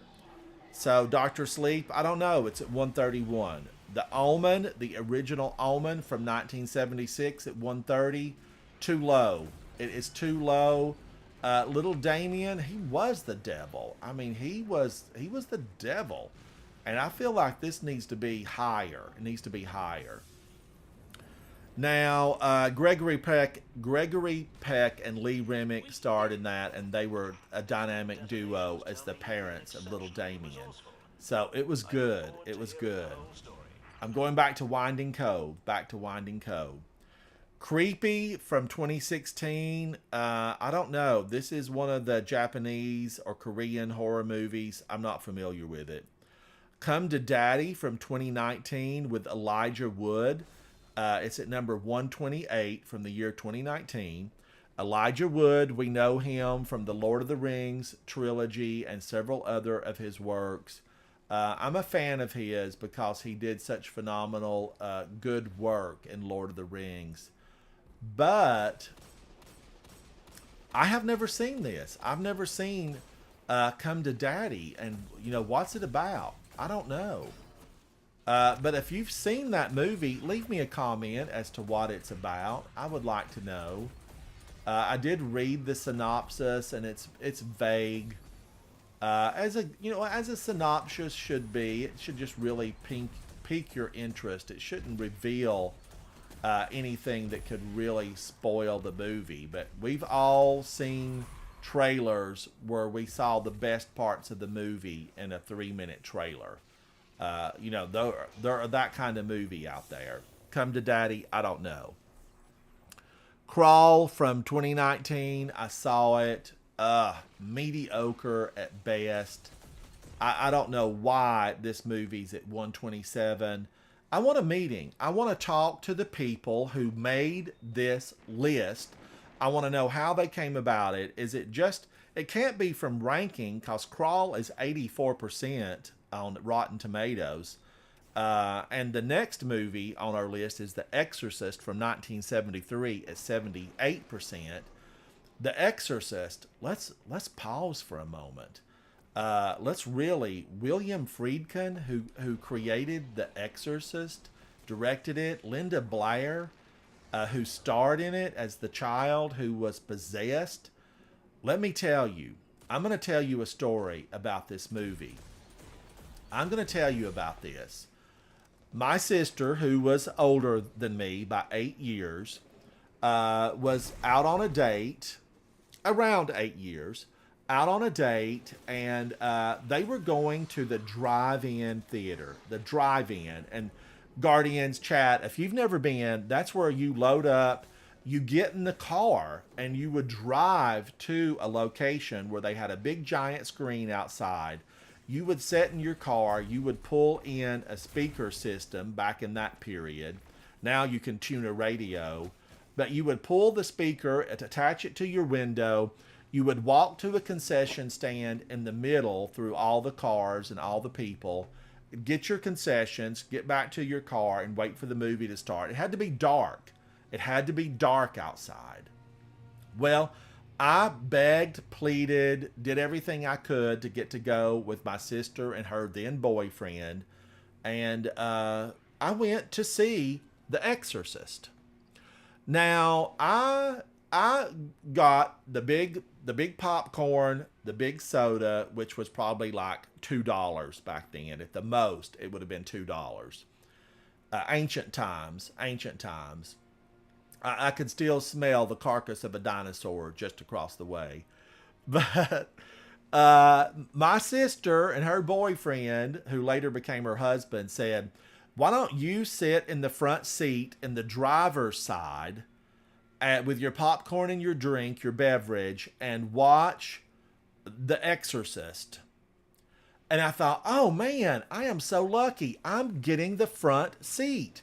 I'm going to have the front seat to watch this movie. I knew nothing about the movie. I had no idea what was about to be revealed for me. Now, keep in mind, I was very young, very young. I'm not going to say exact, but preteen young. And I sat there absolutely out of my mind with horror at The Exorcist and what unfolded before my eyes on that screen at that drive-in theater the weekend it came out, 1973. And I ate my popcorn, and there would be times I would be so terrified that I would not even eat my popcorn or drink my beverage. And I would forget to breathe, you know, just like when I focus on Destiny now, I would forget to breathe. And I was never the same. They pulled me out from underneath the driver's seat and made it, put me in the back to drive home, and I sat back there watching the windows, terrified that, you know, something like Linda Blair and her character were going to emerge out of the darkness and snatch me up. I thought they were going to snatch me up. We made it home in the dead dark. You know, it was probably midnight or so because we had to drive a long way. It was probably closer to 1 a.m. in the morning. And my sister said good night. And I thought, oh no, I'm going to have to walk through the entire house. My bedroom was on the other side of the house from where my sister's room was at. And as always, we had a rule in the house, be sure you turn all the lights out. There was no night light. I don't even know that they were invented back in those days. But we had a rule, you had to turn all the lights out. Well, I turned my lights out at the bedroom wall, and I ran like a crazy man to get to where I needed to go, my bed. And I jumped, as always with, you know, horror movies, I jumped from the wall where the light switch was at all the way over to my bed and leapt on top of my bed because I didn't want anything to reach out from under the bed. I was terrified. That was one of those movies that terrified me. And to this day, you know, I'm a senior citizen now. To this day, I get a senior coffee at McDonald's. At this day, I have never watched The Exorcist again. The original Exorcist, none of the reboots, the original. I didn't even go see when it was digitally remastered and brought back to the theater because it terrifies me. Now, I don't want to do that again. Let's go over here to the Gulch. Let's go to the Gulch. I need to sit down, Guardians, and I need to watch that movie again and conquer that childhood fear. It was a childhood fear. I was terrified, Azrael, at that movie. And still, I don't even like seeing it here. Back, evil creature. I don't even like seeing it here listed, but it's listed at 126, which is absolutely too low for a movie that was the most successful R-rated movie ever and remained so for a very long time. I mean, it set the standard for scaring an audience. And I was in that audience, and I shouldn't have been. I should not have been, because I really think it was rated R. I think it was rated R. Now, I don't know. If you've watched that movie more recently, or you watched the digital remaster and the additional scenes, let me know. Let me know. Did you see it when it came out originally, and did you see the remastered version? I would love to hear from you. The Exorcist at 126, should be in the top 10. The Invitation at 125, never heard of it. Logan Marshall Green. Oh, wait a minute. I did watch this. It's about a dinner party. Doesn't deserve to be here. Hounds of Love at 124. I don't know it. At 123, 1922 with Thomas Jane. I like Thomas Jane. He did a movie earlier in this list. Thomas Jane, I like you, buddy. He did the one from Stephen King that we talked about earlier. And what was it called? The Mist. He did The Mist. And I liked The Mist. I liked it. And I like Thomas Jane, but 1922 doesn't deserve to be here. The Abominable Dr. Phoebes from 1971. I don't remember enough about it, but I know Vincent Price, Joseph Cotton, Terry Thomas, Hugh Griffith. Vincent Price, you know, he was immortalized in Michael Jackson's Thriller, another often played song from this time period. Thriller. Martin from 1978. I don't know it. House from 1977. I have not seen this version of House. There's a number of movies that are titled House. I have not seen this one at 120. Henry, Portrait of a Serial Killer with Michael Hooker. You might know Michael Hooker from Guardians of the Galaxy. Phenomenal character player. This is the original serial killer. And I liked it. I liked this movie. It's not so much about the serial killing, you know. Well, there's a lot of that, but it's just a good portrait of a serial killer, if there's such a thing, you know. It let us see kind of what the thought process was, and that he was crazy. He was a crazy man. That's number 119. Rare Exports, A Christmas Tale from 2010. I did see this. It's one of the foreign movies.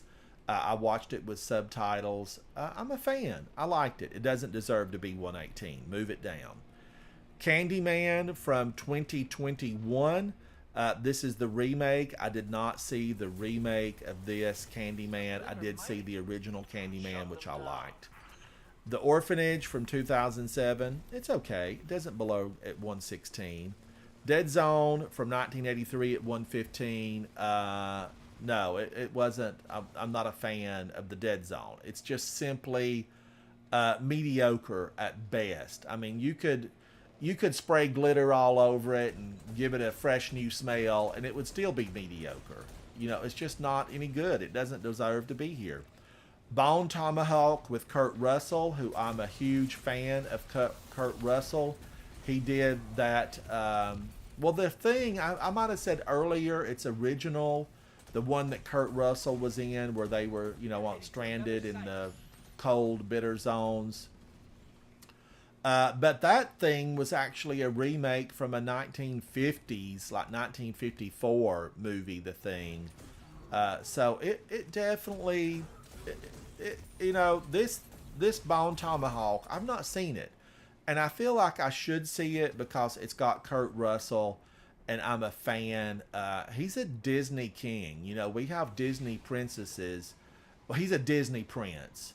But now he's old enough that he would really be considered a Disney king, because he did a lot of Disney movies back in the day, and I'm a fan of Kurt Russell.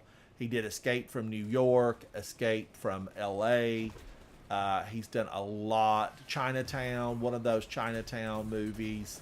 So many of them that are just so good. Shout out to Kurt Russell for just recognizing a quality script that's going to have a devout fan base. You're phenomenal, Kurt. Duel from 1971 with Dennis Weaver.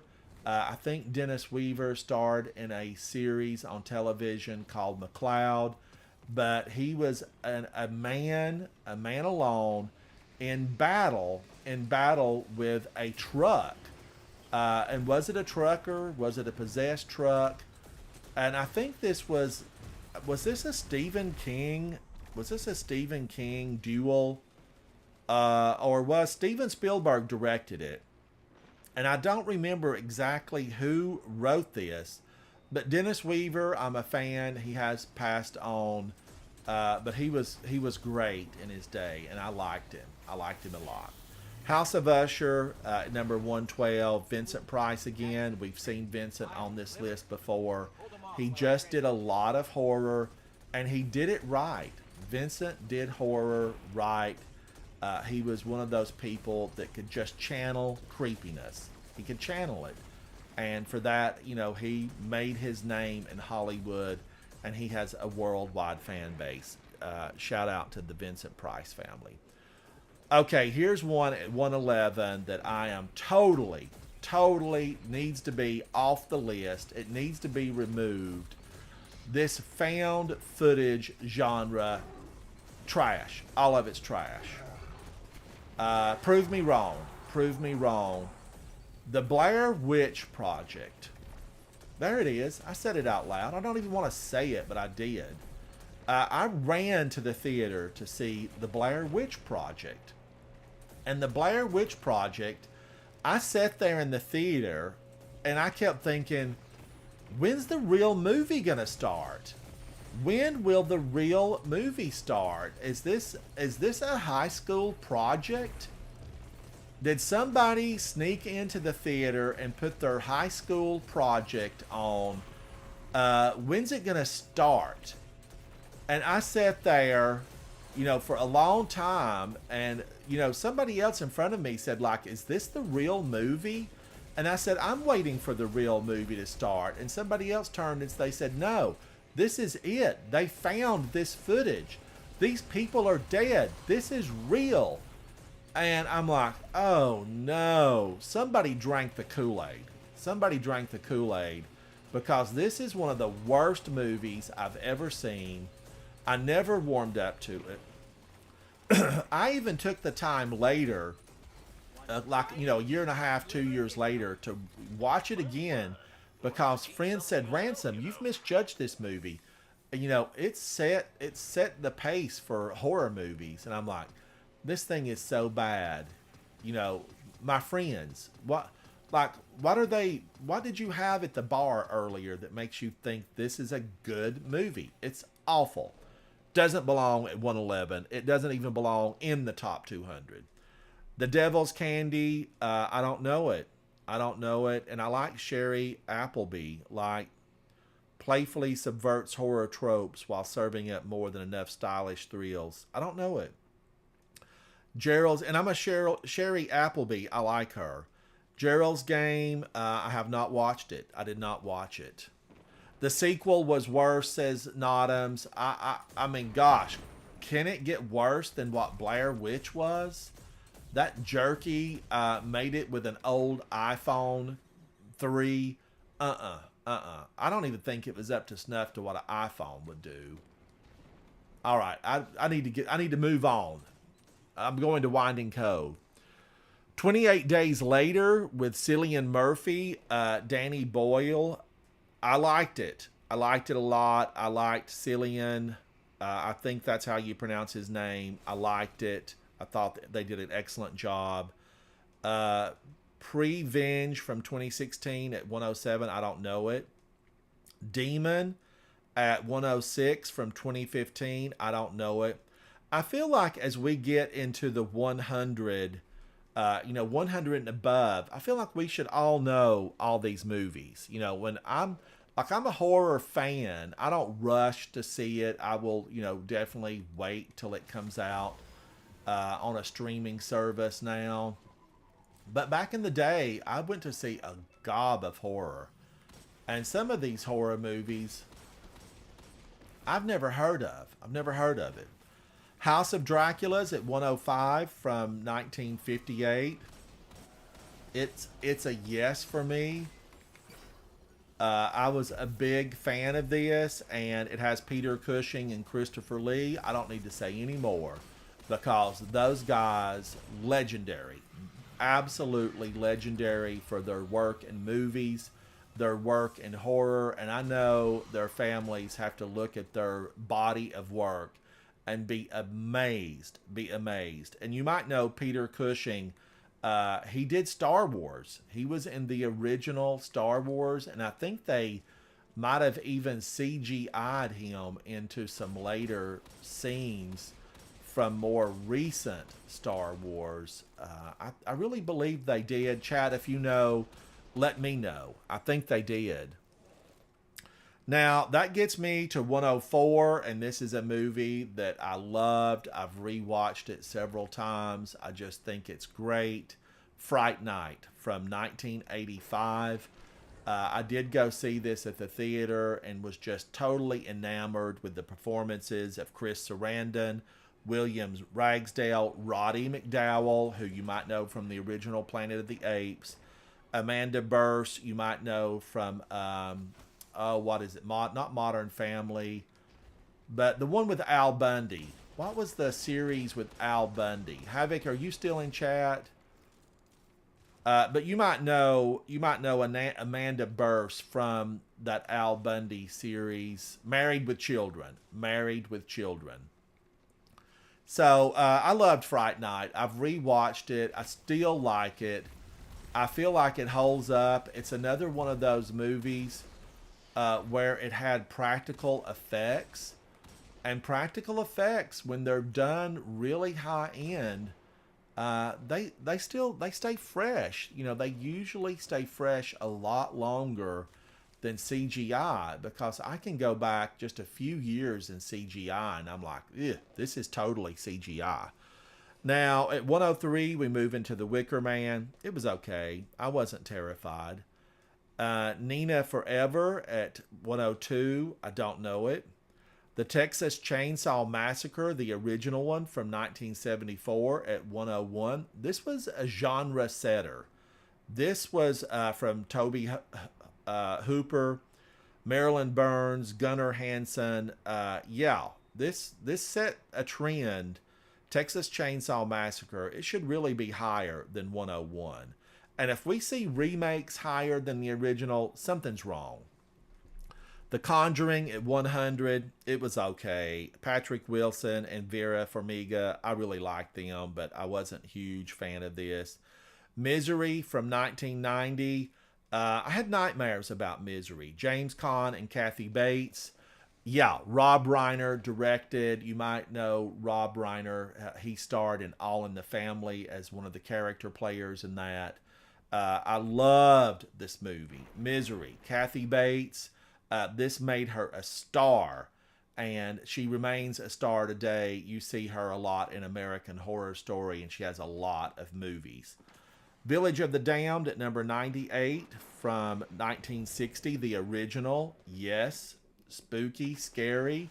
I wasn't terrified, but I can understand how there were a lot of people that saw this in that time, 1960, that saw this in 1960 and were terrified at what they saw, with children being portrayed really as the bad guys.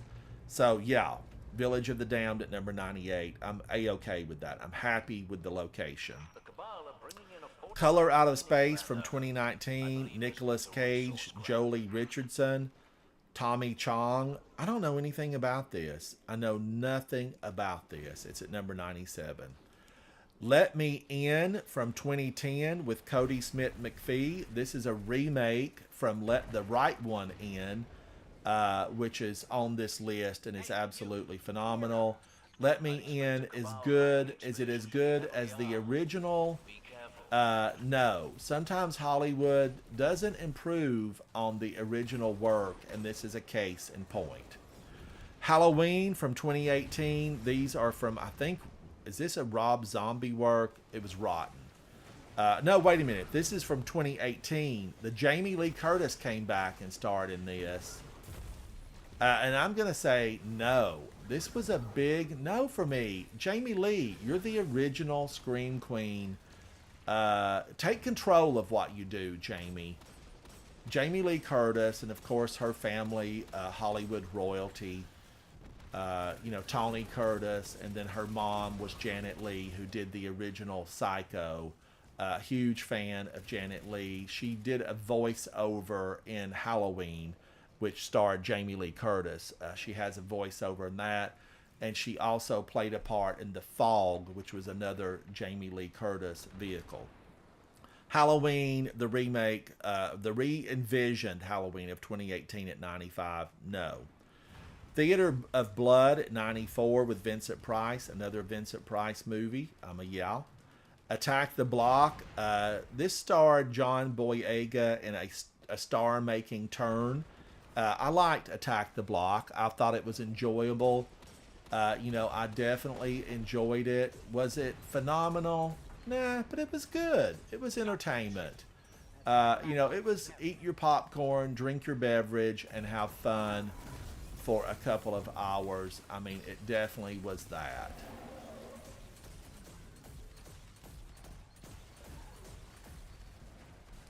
But it doesn't deserve to be at 93. This doesn't deserve to be in the top 100. I would really move it way down. This would be moved way down. Sorry, England, but this would be moved way down, way down. Eraserhead from 1972 is at 90% on Rotten Tomatoes. It's at number 92 in the countdown of the 200 movies. I've tried to watch this. I've tried to watch it. Man, I don't want to go to that one again. But we're going to have to. Maybe I can get there in time. Eraserhead. I know there's a huge devoted fan base that talks about the brilliance of the movie. I know how the filming was interrupted for years, and then they just walked back in and started production right back up after years. And I will say, hats off to anyone who can do that. But I haven't really been able to watch it all the way through. Now, did this short out again? These servitor events, public events, even on Nessus, there's a problem with them. They need fine-tuned. They need to be adjusted. Now you can see that little white box form. I am getting like bonus damage. You just saw it form there. You have to get the precision hits for that to work. There it kicks in again, and I'm getting bonus damage. I think it activates at a distance and on precision.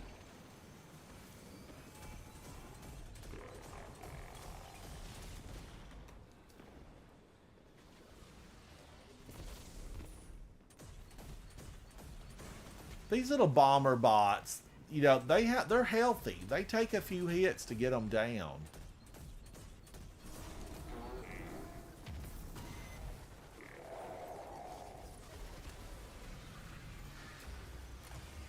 All right, 180. We didn't make that heroic. I must have missed one of the little servitors.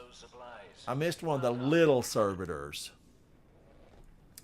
All right, now what's next on the list? We've got one here. I guess we're going over to this at the Gulch.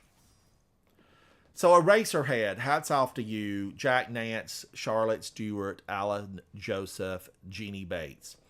The Devil's Backbone from Guillermo del Toro. I know I did not pronounce that right, but yes, from 2001, it's a 93% on Rotten Tomatoes. I actually really liked this movie. Guillermo del Toro did Pan's Labyrinth, which to me, is Pan's Labyrinth on this list? We're going to find out. If not, it deserves to be. I know it kind of steps in the middle of genres because it's fantasy, horror. It's got a lot going on, but does it deserve a horror? Yes. It does. I know I was horrified at Pan's Labyrinth, but I'm talking about Devil's Backbone.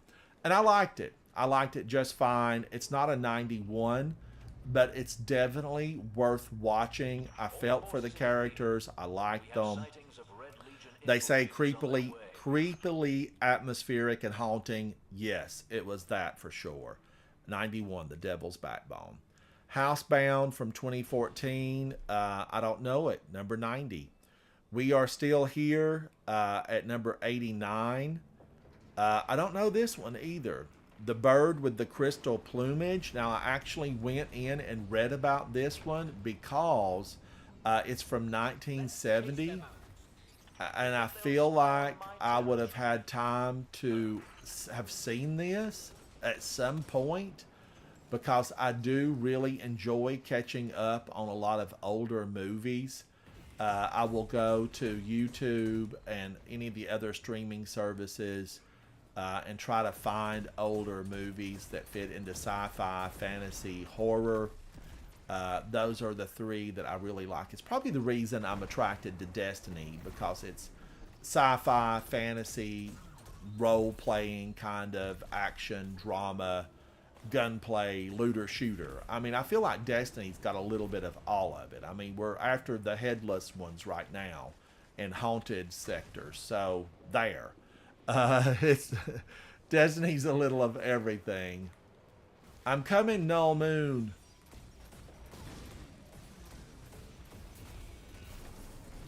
But the bird of the crystal plumage, I don't know it. The Phantom of the Opera, yes. We're probably, many of us are more familiar with the Phantom of the Opera that played on Broadway. This definitely is, from that. It is from that. But I liked Phantom of the Opera. This is from 1925. Some of these movies, definitely need to be worked on. They need to be worked on. And by worked on, I mean they need to be fully restored and preserved. The Library of Congress needs to get involved on some of these movies for sure. We don't want to lose them. We don't want to lose them. Heroic event complete. Thank you, Guardians. You did phenomenal here. I'm collecting candy corn. Candy. I always, in my mind, it's candy corn. Because I don't want to eat it. I don't want to eat candy corn. I had family members who absolutely loved candy corn. Not me. Not me. I don't love candy corn. I look forward to hearing the whole story. Sunken Isles. I'm going to fast travel. Phantom of the Opera. Worth a look. Lon Chaney. Yeah. The Wolfman from 1941. Loved it. My father and I would sit and watch this because it was on television. And we had like this Saturday creature feature that would come on. And we would put a bunch of tinfoil on the TV and hope that the wind was blowing correctly so that we could get to watch the Saturday creature feature. And my father was always phenomenal. When he thought something was going to be really scary and he was at home, he enjoyed sitting with me, and we would get a little bowl of chips and a beverage, usually a sweet tea. Okay, I had sweet tea from a bottle. But we would have like a beverage and some chips, and I loved it. And the Wolfman brings back those fantastic movies. Lon Chaney Jr., Claude Rains, Ralph Bellamy, Evelyn Ankers, yes. Deserves to be in the top 100. MX Dyson, have you seen who? No, is it good? Is it good, MX Dyson? I thought about, because I've seen people mention it. I've seen it on a few lists. To those in the field. But is it good? What were your thoughts about it, MX Dyson? Up to, but I doubt it's good. This is about to get interesting. And very dangerous. Watch out. Now, I like Graviton Lance, but I feel like I need to change out. Let's use Sunshot. I'm going solar. But yeah, Hubie, Tectonic as a team, the reality of all things must come to an end. The series, Stampy's Lovely World on YouTube. My Childhood is premiering its final episode. Ah, Tectonic. I know the feeling.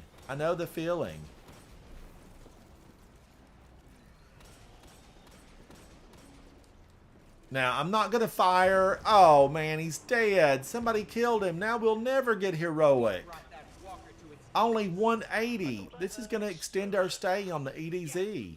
But look at these. They can be used for the next one. They'll usually hang out for a long time. All right, where do I need to go? The sludge. Wow, they're sparse. I mean, yesterday I felt like there were a lot more. On the way to the sludge, fast travel to the sludge.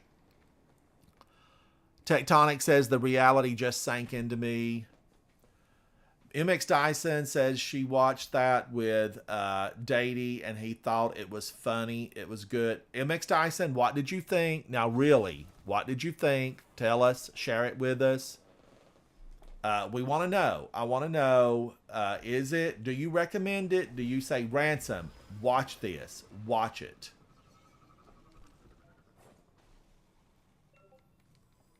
All right, I got the flag. I rallied.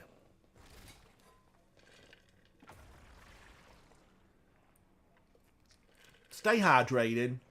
Even as colder weather is coming for us, you still need to stay hydrated, gamers. And remember, vitamin D, the sun is a source of vitamin D. You know, if you don't get out, take a vitamin D pill. It's really important that you get your vitamin D. A lot of milks do have vitamin D added. You'll see vitamin D milk on it. Number 85 is Dawn of the Dead. Yeah, I like this. This was good. I'm for it being here. George A. Romero.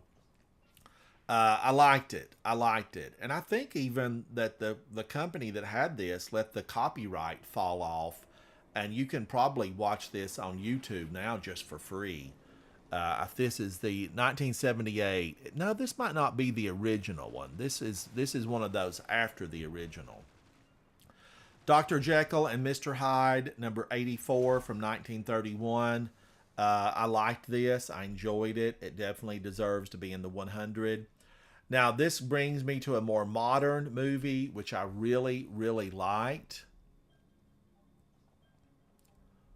Tectonic, I understand you. I definitely have had those feelings before about something that I loved and was like, oh no, you know, it's over. It's over.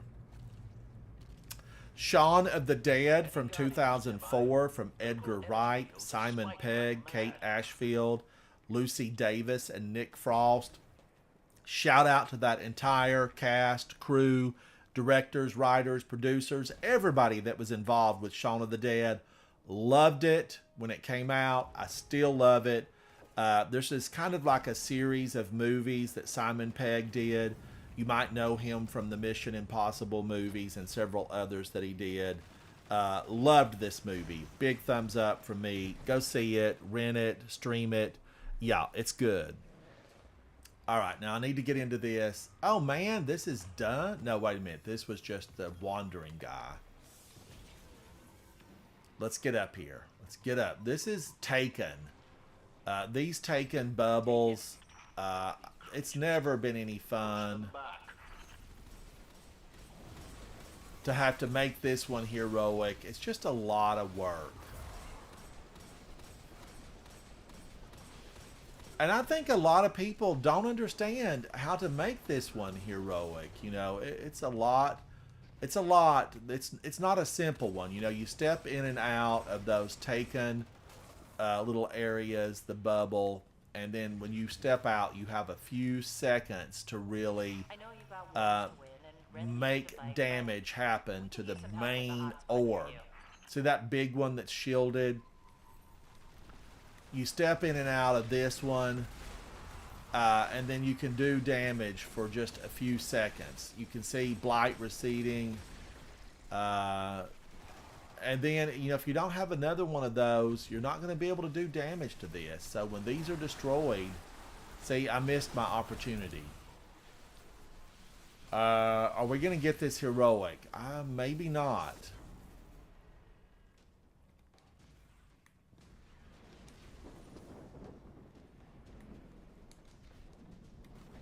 Now, this is our last chance. You have 3 chances to make this heroic.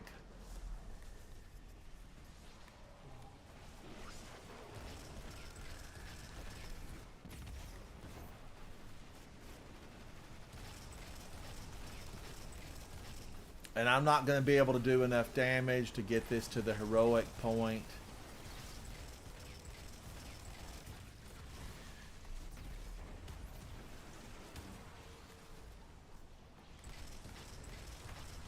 And I don't see a lot of people really shooting the orb after they've walked in and out of this.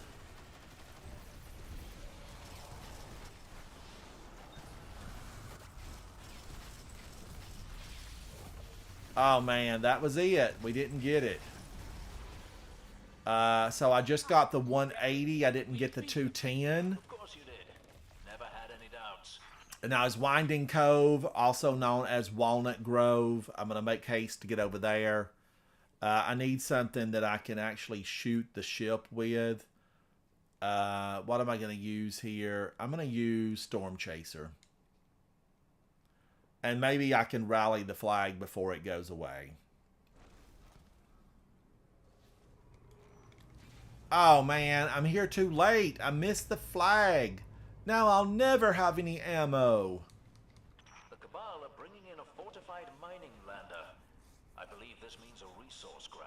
I know, Notams, I know. I saw the other people. They weren't participating to make it heroic.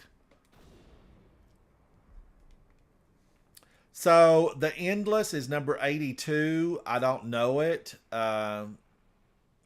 Bizarre Story. I don't know the actors. I've never seen it. Number 82. Don't Breathe. Number 81. I actually liked this. I liked this. I thought it was good. I enjoyed it. Now I'm going to let all of this mess go away, and then I'm going to run out here and get my credit. Because I can kill all I want to, and if you don't step in this circle, you're not going to get it. Never going to get it. Never going to get it. Woohoo-hoo! So Don't Breathe, I liked it. Reanimator, I liked this just fine. Jeffrey Combs, Bruce Abbott, Barbara Crampton, David Gale, directed by Stuart Gordon. Reanimator, I was a fan. I liked it. Zombieland from 2009 with Woody Harrelson, Jesse Eisenberg, Emma Stone, and Abigail Breslin. I'm a big fan of Emma Stone and Abigail Breslin. Big fan. And I like this movie. Number 79, no, but the top 100, yes. I liked it because it made fun of itself and had some fun along the way. It Comes at Night was a no for me. I wasn't crazy about this. Doesn't belong at 78. The Shining from 1980, Stanley Kubrick's masterpiece based on a Stephen King story. I liked it. I liked it a lot. I mean, Shelley Duvall, perfectly cast.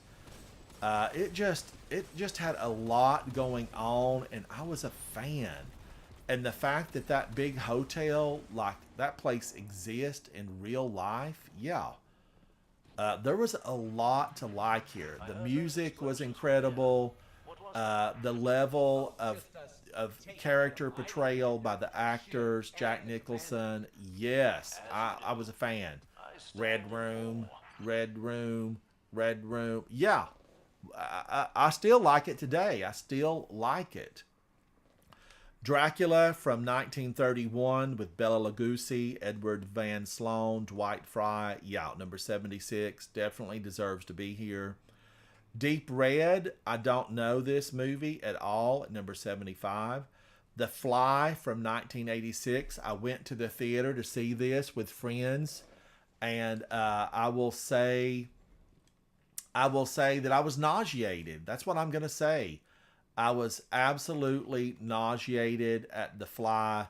This is David Cronenberg again, and I won't watch it. I still don't watch it. It just, I just won't even watch it. It made me nauseous.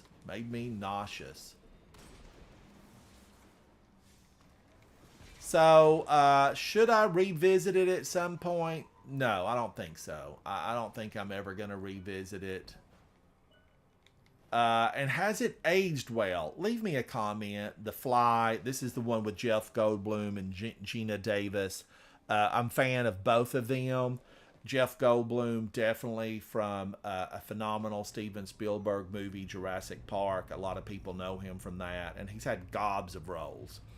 Nightmare on Elm Street, the original one. Someone in chat mentioned this earlier. It's at number 73. I like it. John Saxon, I was a big fan. This was really like a good one. Wes Craven, yeah, we've seen him before on here. Brilliant, brilliant. Just was really able to work a good horror story movie and bring it to life. So I was a fan. The Mummy from 1932, 100% yes. Boris Karloff, we've seen him in movies here before, deserves a spot here. The Host from 2006 from Bong Joon-ho. No, I've watched this twice because it gets accolades heaped upon it. They shoveled the accolades on this. And as a director, I know this director's done a lot of, very noteworthy works. But do I like this, The Host? It does not belong in the top 100. Get out of here from the top 100. It don't belong here. Number 70 is a 93 on Rotten Tomatoes. It's The Cat and the Canary. I watched this. It's good. You have to realize back in the day when these older movies, oh man. Oh no, we made it heroic and it completed that quick. Somebody had the power. These guys had the power. Excellent. Now, let's see. Where am I on these? I'm going to fast travel to the Gulch as I look.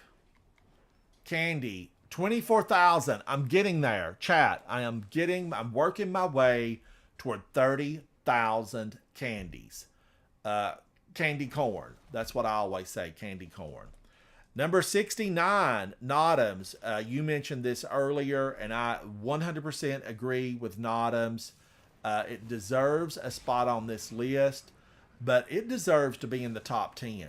They have it currently at number 69. Train to Busan. The Train to Busan. Chat, Guardians, give it a chance. Give this movie a chance. So many people do not know about it. They have not seen it. I'm going to tell you, as a horror movie watcher from a very early age, like age 5, I was probably watching, television horror when I could get a signal.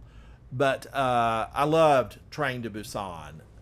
I can't say enough good about it. It's just so good. I would love to see Hollywood do a big money version of it, keeping the grittiness, the freshness of it all, and the in your face with a different take on the zombie genre. Nick, I have to agree with you. It's absolutely exceptional. Train to Busan. It is from 2016, so it has been on Netflix maybe, or Prime. A couple of the streaming services have had it, and I think it might even be on YouTube right now. See it. It's worth it during the spooky season. Island of Lost Souls from 1933. Bela Lugosi again. I liked it. I enjoyed it. Revenge from 2017. I don't know anything about this. It's number 67, a 93 on Rotten Tomatoes. I don't know anything about this movie called Revenge. Looking at the cover, the artwork, I don't know a thing about it. Revenge slices and dices genre tropes, working within an exploitation framework. Sounds like I would like it. Number 66 is Suspiria from 1977.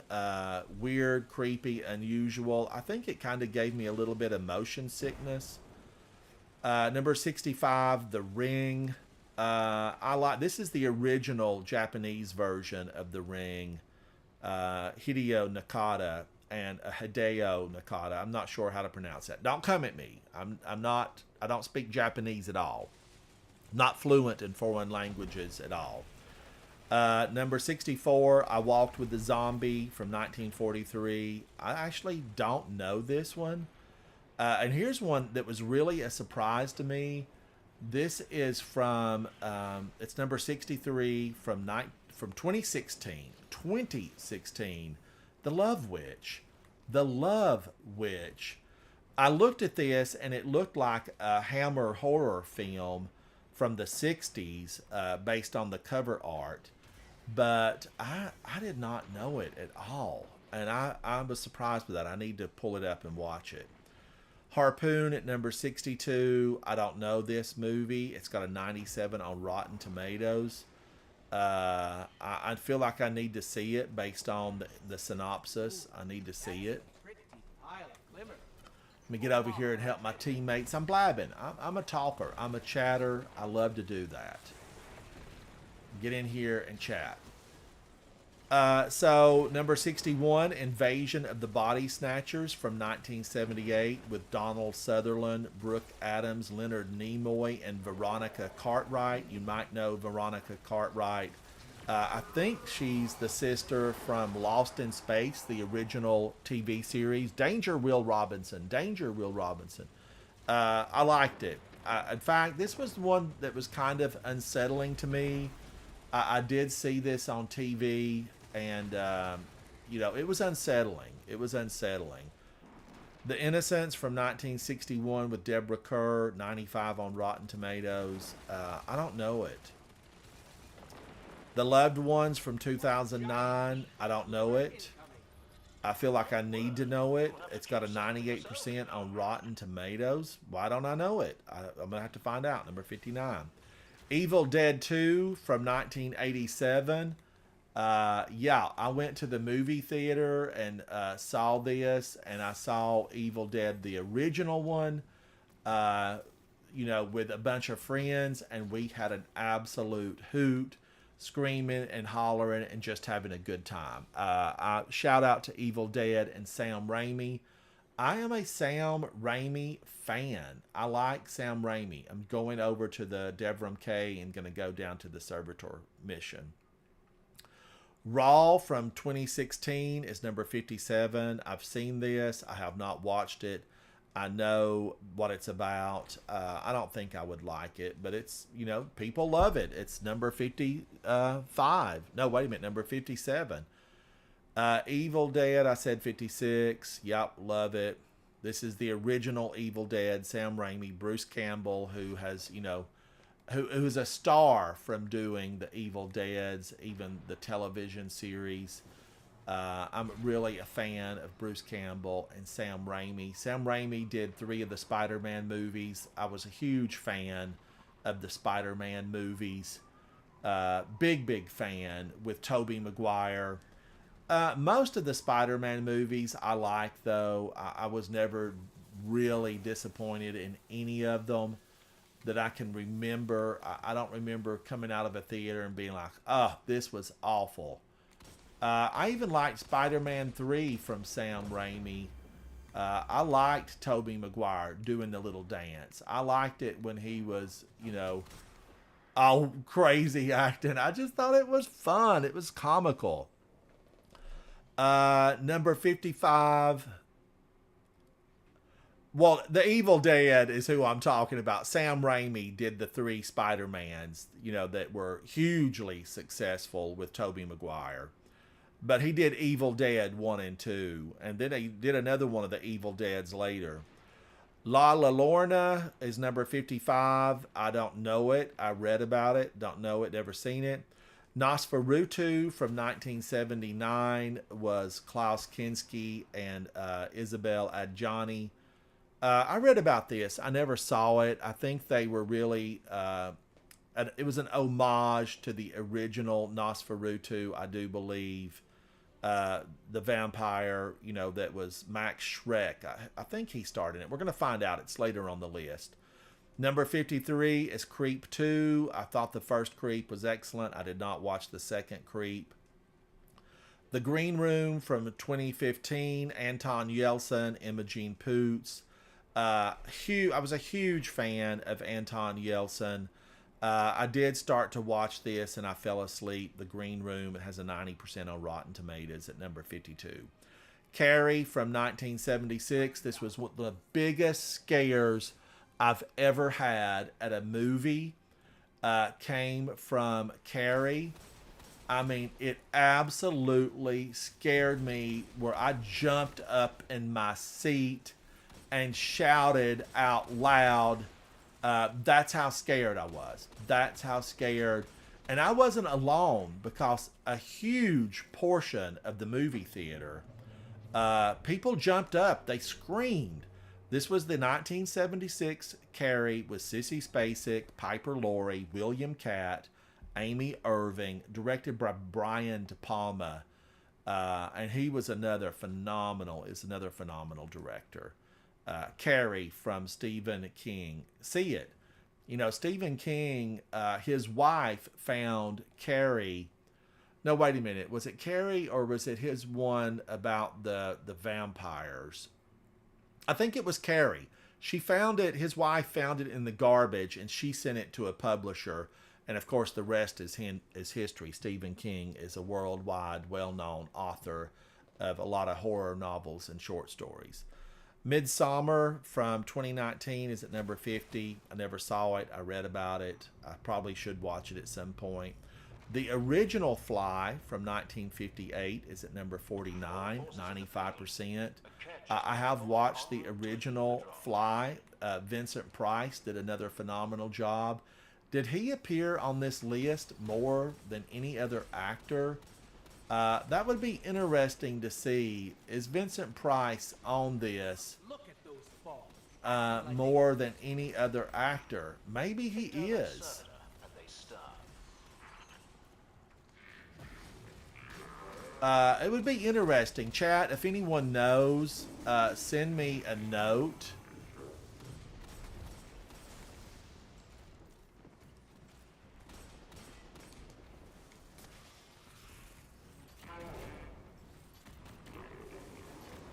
Another servitor. Here comes the little ones.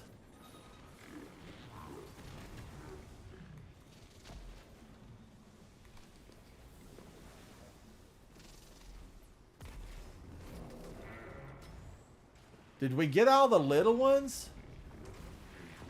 I don't see any little ones, and I feel like we got that in a timely manner.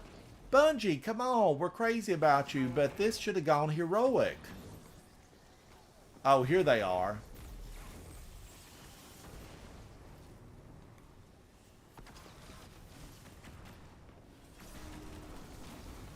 Now that should go heroic. Okay, we got it. We got it. Calm down, Ransom. Calm down.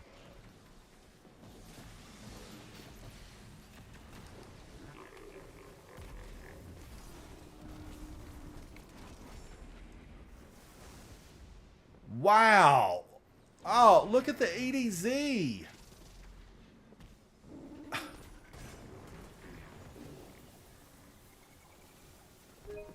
I cannot believe that.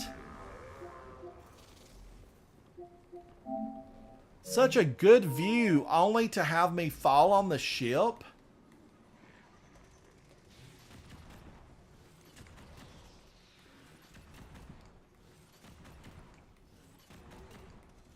We're going to get you Prime Ether.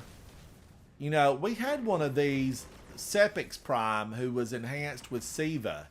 Where's he at? Why haven't they brought him back?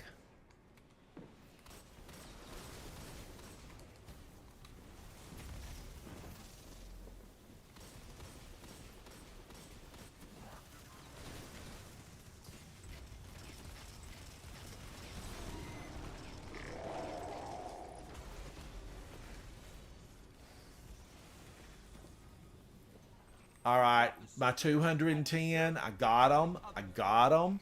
You've smashed their hopes to powder again. Excellent. All right, probably Winding Cove. No, we missed Winding Cove. It might still be going on. I'm going to go look. So House of Wax is number 48. It was okay. Vincent Price again. Drag Me to Hell was number 47. Sam Raimi again. We've seen Sam on the list a number of times.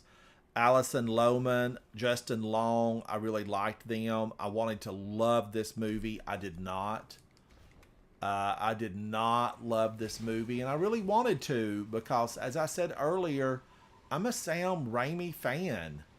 You might know Sam Raimi had a part in Xena, Warrior Princess, the TV show. He was actually in front of the camera, but Sam might be better known for his work behind the camera. But I was a fan of Xena, Warrior Princess, and Sam Raimi did, I think he played Jaxer or Joxer. If you're a fan of Xena, Warrior Princess, let me know what his character's name was. Because I thought Sam was wonderful in the part. Because I definitely watched several of those Xena, Warrior Princess. I watched that series, several of them. Okay, then next we move on to number 46, A Girl Walks Home Alone at Night. I liked this. I liked it. It was atmospheric, a little bit creepy. I was a fan of this. It's not at all, what you would expect. But I watched it, and I left thinking, I liked it. It was okay. Does it belong at number 46? No. Now, his house, I have no idea. I've never heard of it.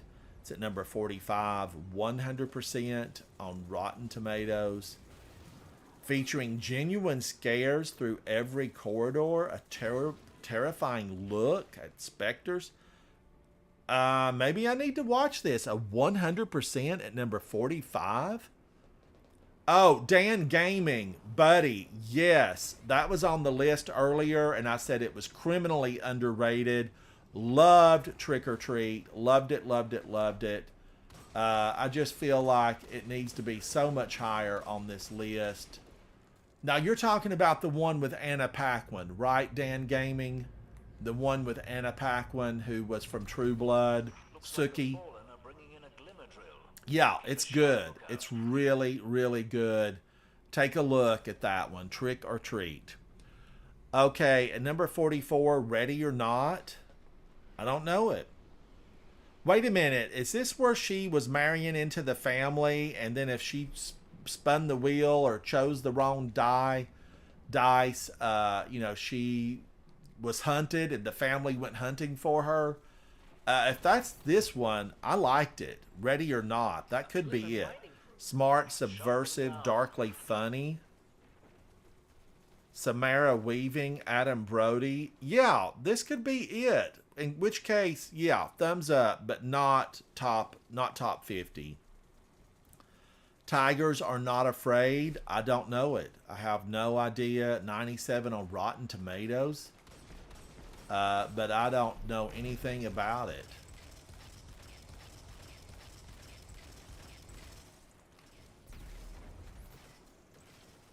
That's all I got. I came to the EDZ and that was all I got. All right, I need to get rid of the Fate Bringer right now because I don't really want two of those. Let's go shotgun again. Get out of here, Captain. They're heading to another site. Mandy at number 42 with Nicolas Cage. I remember when this came out in 2018. I did not see it, and I have never seen it. Number 41 is It. The Strangers, let's see if it's on the list. It has not been on the list thus far, and I'm up to number 41, Avenged. Number 41 is It with Jaden Martell, Jeremy Ray Taylor.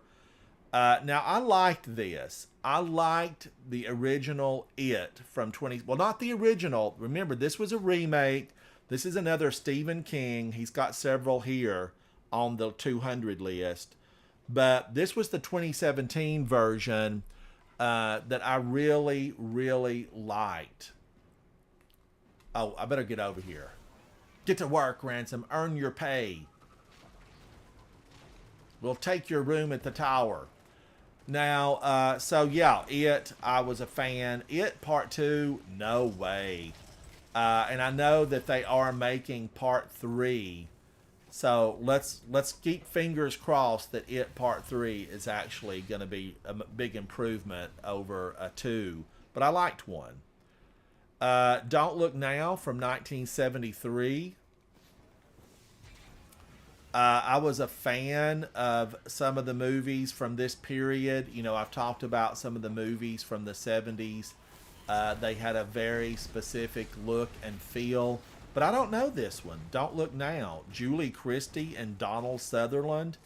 You know, I read about this the other night, and I thought, that's strange that I've never seen this. Because Donald Sutherland was in several other of the movies on the list. You know, mainly Body Snatchers. So it was a little bit crazy that I've not seen this. But it's number 40 and it's a 93 on Rotten Tomatoes. Don't Look Now. Cat People from 1942. This is the original Cat People, not the remake with Natasha. What was her name that did the remake? Natasha Kinski. She was a beauty. She was in the remake. This is the original. The Birds from 1963 from Alfred Hitchcock. Absolutely 100%. This deserves to be moved up. This terrified audiences in 1963, and it has continued to terrify audiences through the years. This is Rod Taylor, Tippi Hedren, Suzanne Plachette, and Jessica Tandy, directed by Alfred Hitchcock. Excellent, excellent. Bodega Bay out in California. It's north of San Francisco. A beautiful little area of the country to visit. Bodega Bay. The Birds, number 38. The Wailing from 2016. I have not seen this. It may have been remade. I don't know. The Wailing. Dead of Night from 1945. I feel like I've seen this. 4 accomplished directors. I feel like looking at the cover art, I've watched it. I can't remember anything about it. That's sad. So to me, I feel like I've seen it, but I would not put it in this number 36 position. You know, I feel like they should be really memorable when they're this high up on a list of just 200. And we know there's hundreds and hundreds, thousands of horror movies. Under the Shadow from 2016. I've not seen it. I've read about it. Number 35. The Host from 2020. I haven't seen this one. I have not seen this one. I don't know. The Host. It's another, you know, we've had another one called The Host. Cloverfield Lane is number 33 from 2016. This is the one with John Goodman, Mary Elizabeth Winstead, which I'm a fan. This movie is a little gem that's undiscovered.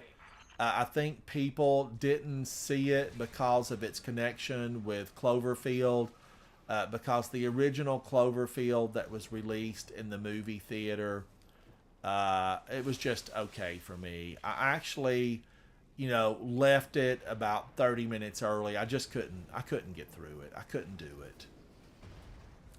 But I do really like 10 Cloverfield Lane.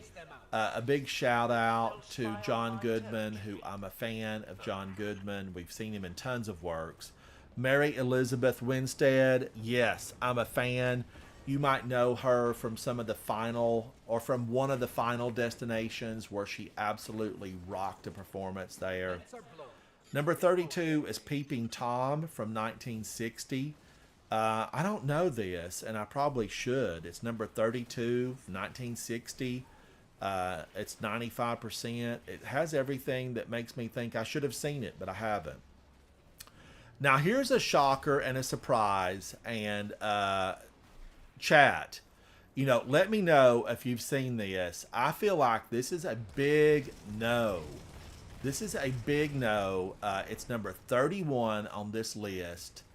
And, you know, you better be good if you're at number 31. It's The Witch. The Witch from 2015 with Anna Taylor-Joy and Robert Eggers, directed.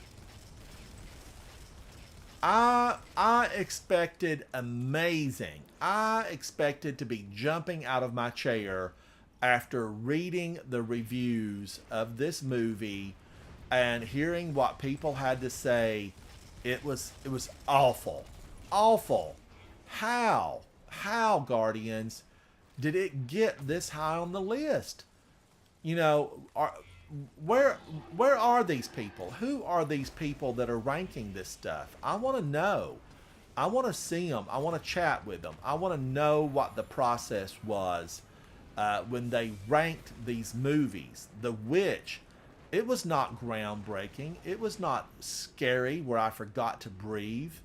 It was none of that. It just was mediocre. Mediocre. And some of the score, Avenged, some of the score was really good. Like, I felt like, wow, you know, some of this score is really good. And Anna Taylor-Joy, of course, crazy about her. But this movie was absolutely a no. I mean, the opening was really, I thought, was like set me up for, wow, this is going to be great. And then it wasn't. I'm with you, Notams. Dan Gaming, you loved Shaun of the Dead. Yes, I did too. I love, and those three movies, that, you know, I love those three movies he did about, you know, just a few years, one after the other. Cabin in the Woods, someone in chat mentioned this earlier. It's at 92% on Rotten Tomatoes, number 30. Chris Hemsworth, Anna Hutchinson, Fran Kranz, Kristen Connolly. Cabin in the Woods. What do I say about Cabin in the Woods? Chat, what do you say about Cabin in the Woods? I want to hear some opinions. You know, join in on this. Make your voice heard. Let me know what you think about Cabin in the Woods. You know, I'm a fan of Mr. Hemsworth because Thor. And I'm a Marvel Comics fan. You know, I'm crazy about the Thor movies, good, bad, indifferent. I like them all. I especially like the one with Kate Blanchett where she played Hela. My gosh, I just wanted to see Thor. I wanted to see Thor and Hela just over and over. Oh, wait a minute. Now what? Tucker and Dale versus Evil. You know, Tucker, I talked about it earlier. Tucker and Dale versus Evil, one of my all-time favorite movies. It's definitely in the top 10 of my favorite movies because it is that good, Tucker and Dale versus Evil. I laughed, I yelled, I thought how incredible this is. I was blown away. I was blown away by Tucker and Dale versus Evil. If you like Shaun of the Dead, do not miss Tucker and Dale versus Evil. Dan Gaming says Cabin in the Woods was interesting, just a bit far-fetched for my... I know. They wasted Sigourney Weaver. They wasted her. But it is a 92% and it's number 30. You know, it's... I don't know. Repulsion, number 29. Well, I do know. It doesn't deserve number 30. It needs to be dropped way down. Cabin in the Woods. Drop it down. Repulsion from 1965. Catherine Deneuve. Catherine Deneuve, big fan. Did The Hunger with a music sensation, pop star, Ziggy. What was his? David Bowie. David Bowie. The Hunger was Catherine Deneuve and David Bowie, and here she's listed for Repulsion. I've never seen it. Roman Polanski's first English film, a schizophrenic woman's descent into madness. I feel like I need to see it. Number 28 is Eyes Without a Face, a horrific tale of obsession. I never have seen that. Number 27, Rosemary's Baby. Okay, I've seen it. I've watched it once and thought, blah. Watched it a second times to, you know, reconfirm. Did I misjudge it? What's all the hoopla about? It's still a big nah for me. I know that in 1968, this probably terrified audiences. Not for me. Not for me. Rosemary's Baby. Roman Polanski, you know, not just no for me. And, he just was on the list for Repulsion, and here he is for Rosemary's Baby. Now, here we get into some real meat in this list. This is a movie that I'm telling, probably my age, because I bet, there's many of you that have not seen this movie, because I am told via YouTube that a lot of the people that tune into my channel are definitely younger. A lot younger than me, because I'm a senior citizen.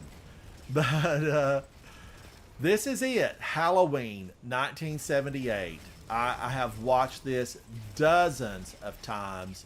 I own this movie. I have this movie recorded in digital media so that I have access to it, because for the month of the spooky season, October, I start watching this, early in the season, and I watch it right on through Halloween, and I usually watch it Halloween Day, October 31st. Halloween, Donald Pleasance, Jamie Lee Curtis, Nancy Kyes, and PJ Soles. PJ Soles was another horror queen. She did a lot of the stuff. She should have been a superstar. She should have been a superstar right there with Jamie Lee Curtis. I don't know what happened, but PJ Soles, shout out to you. And Jamie Lee Curtis, shout out to you. Although I don't feel the other Halloweens really deserved to be very high on this list, if at all. 1 and 2, yeah. Number 25, Silence of the Lambs from 1991. I went to the theater and saw this, and I'm going to tell you, this is another one of those movies where when the house went dark, yikes. I was terrified for Jodie Foster. I was terrified for her character. Was it Agent Starling? Man, was I sitting in that theater with friends. I was on a work trip, and I was with friends, peers, and we all went in to see Silence of the Lambs in 1991, and I just came away enthralled with the level of fright that it had instilled in me. It instilled a level of fright that is very rare. Very rare. That scare I got in Carrie was like that one scare, but the scares that I got in Silence of the Lambs, yeah. Now, chat, do you consider this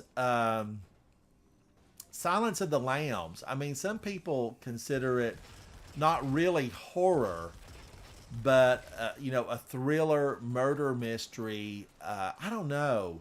I don't know that I have ever really thought of it as a horror movie, but it deserves a place on the list because a lot of people do consider it. Dan Gaming, The Nun was a masterpiece. I've not seen The Nun. But Jodie Foster won Oscars. Anthony Hopkins won them. This was Best Directing. It won 5 Oscars that year, and it won the 5 big ones. Number 24 is The Invisible Man from 1933. Yes, Claude Rains deserves to be here.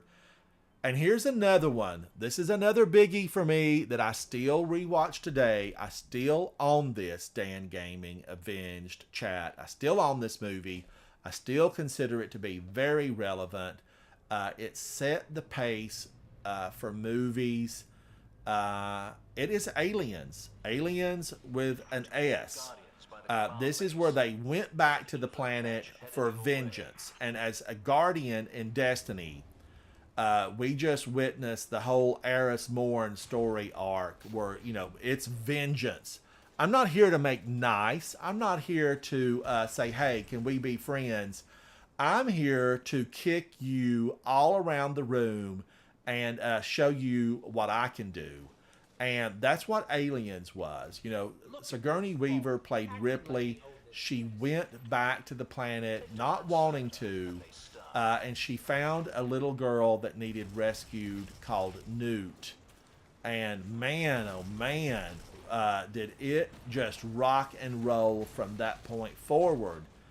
Now, we know, based on the director's cut of Aliens, that Ripley was in space for so long that her daughter died of old age. And that was cut from the theatrical release. So sad. You don't realize why she has that incredible connection with Newt. It's because of the fact that Ripley had lost her daughter, and she would have been about the age of Newt.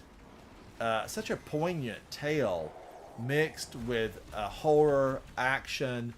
When Ripley stepped into the landing bay of that ship, and the mechanical suit, wow.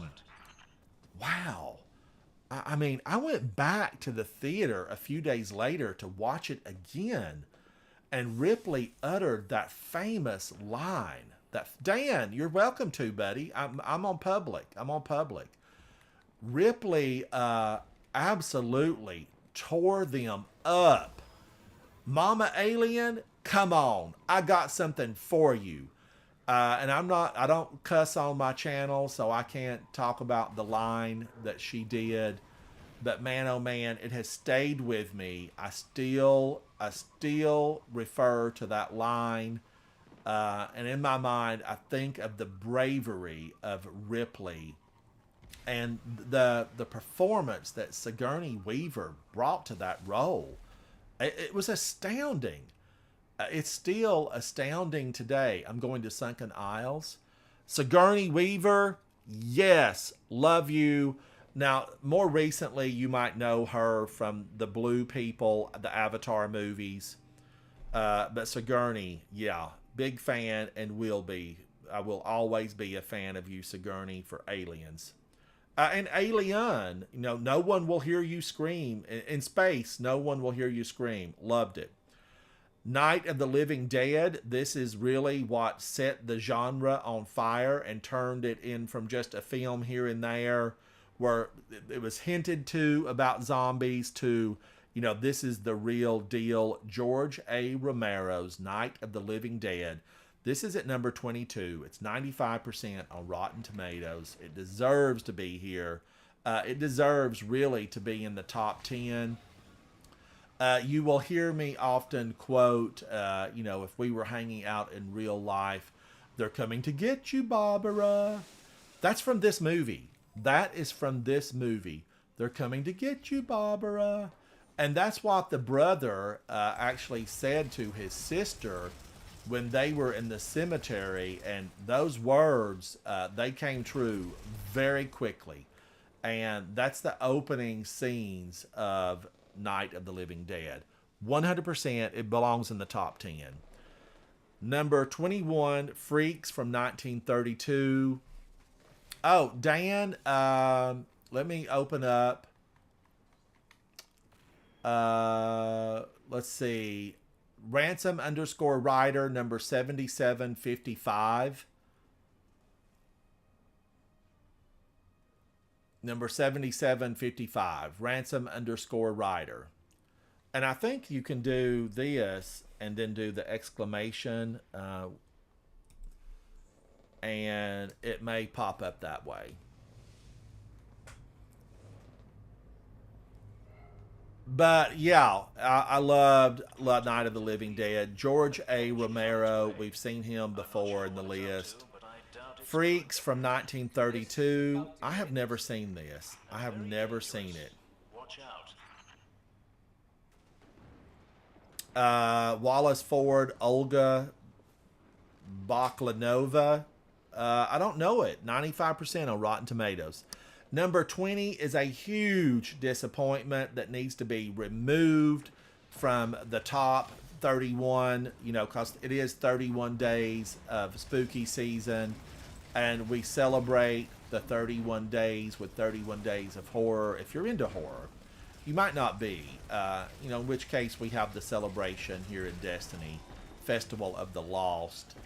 And there's a lot of different festivals around the world. Shout out to all of our Guardians in every country throughout the world. All of our Guardians. We got to stick together, get those revives, make your voice heard to push back to push back against the witness. That's what we're all doing here, battling to get these candy corns. But number 20 is at 95% on Rotten Tomatoes. I don't know how. I don't know how. It Follows. It Follows. Now, this is another one of those movies that was so highly praised. I watched it the one time, and then a few months later, I actually watched it again thinking, did I miss something? Was I, just not having a good day? What happened that I didn't leave thinking this was phenomenal? And on my rewatch, it's a no for me. This does not belong at number 20. There are, chat, you've mentioned so many movies that were so much better than It Follows. Number 19 is Let the Right One In, not to be confused with the American version, which is Let Me In, I think. This is Let the Right One In. This is the original version. It's exceptional. It's extraordinary. Now, not to underrate Cody Smith McPhee, who did the remake that Hollywood put the money behind. But this is Let the Right One In. It's phenomenal. It's at number 19. It's certainly deserving of being here. Oh, I put it in the wrong way, Havoc. Thank you, buddy. I'm going to the sludge. Now, let's move on to number 18. This is a travesty. There's nothing here but a travesty. This needs to be moved on out. This needs to be moved down to number 200 or below. And this may be controversy. Thank you, Dan Gaming. Thank you, buddy. Oh, Buffalo Bill's house was recently sold? I think I read about that, Mr. Glass. I might have read about that. Thank you, Mr. Glass, for commenting on my videos and hanging out with me. It's the spooky season, and we're talking about horror movies and playing Destiny to get candy corn. Number 18 is Hereditary. This was tragically awful. Havoc Otter and I actually watched this movie. We watched it when it came out. And Havoc, I know you're in chat right now. What were your thoughts about it, Havoc? Am I alone in thinking this? Did I miss something? I've watched it fully through once. I watched portions of it again later. I know people are enthralled when that young girl sticks her head out the window. I just simply wasn't. And when you have a nut allergy, like Tectonic in chat has a nut allergy, from a very early age you have a nut allergy, right? From an early age. This little girl was like 12 years old, and she stuck her, nut allergy self into a nut cake, which, she was told it's nuts, and it had nuts all over it. Yet she somehow dug herself knee deep into this nut cake and started her allergies. And it was bothersome that happened. But does it belong at number 18? No, it was awful. Get off the list, Hereditary. And I'm a Toni Collette fan. You may remember her from The Sixth Sense with Bruce Willis. Toni Collette, I'm a fan. Big fan. I'm just crazy about you. That this movie was trash. It was absolute trash. And I'm unanimous in that. I am unanimous in that. All right, let's move on. Number 17 is Vampire at 98%. Julian West. I don't know this. From 1932. This reminds me of what I thought was Von Schreck, but maybe it's something different. Full of disorienting visual effects. Theoretically unsettling, as it is conceptually disturbing. I have never seen it. It's from 1932. It has a 98% on Rotten Tomatoes. It's Vampyr.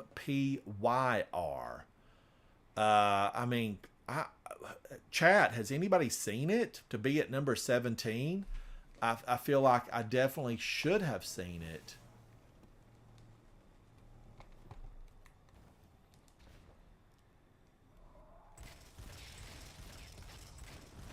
I'm going to get this guy. He's a chest carrier.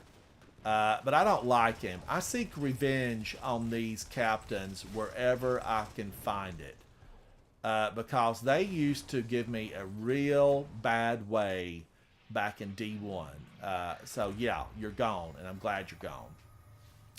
All right, now back to Winding Cove. Let's check my progress. Where am I on the candy corns?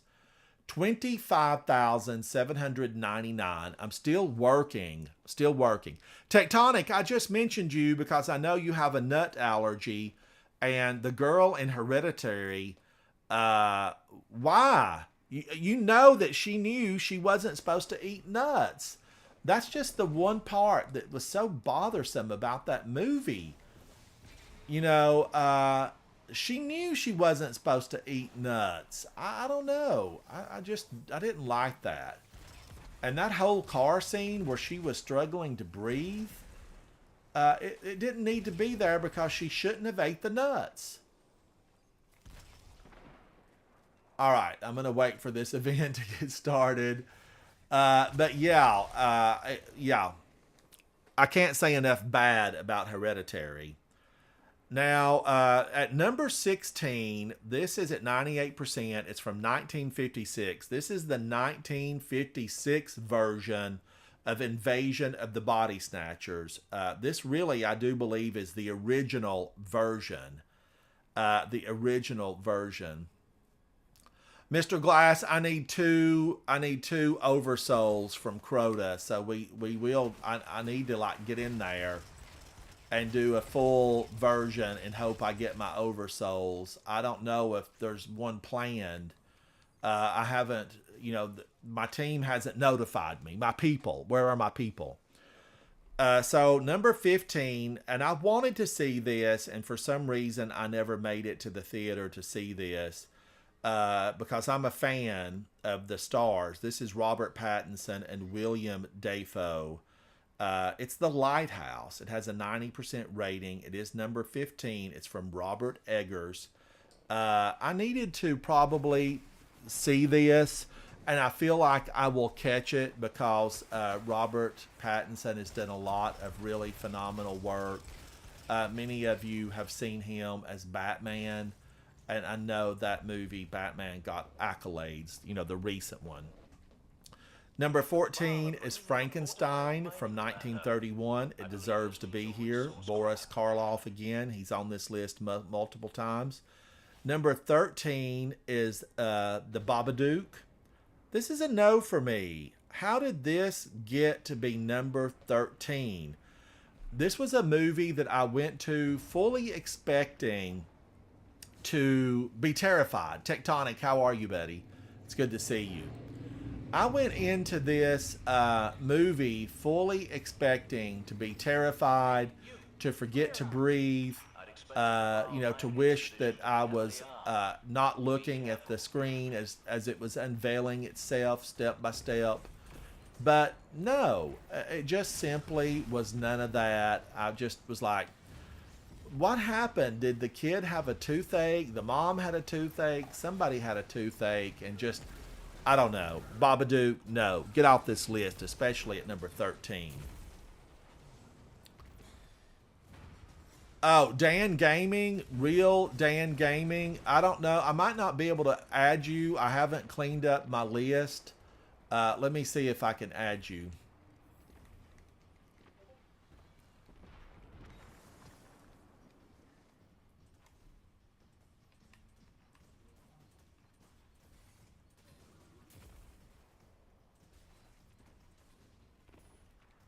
I can't accept it right now. I'll have to clean it up a little bit, Dan Gaming, and I definitely will. I know you've come and supported my channel, and I want to play with you. We need to hang out. Let's see. Is there someone that's I've not played with in a really long time that I could move?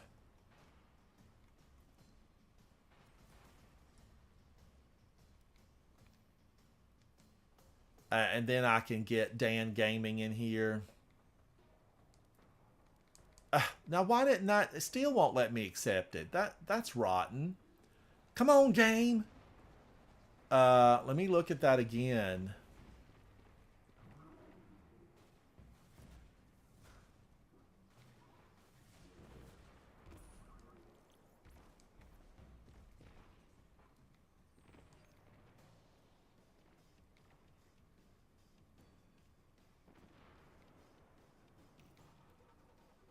All right, and Notams, you're in the clan, buddy. You're in the clan.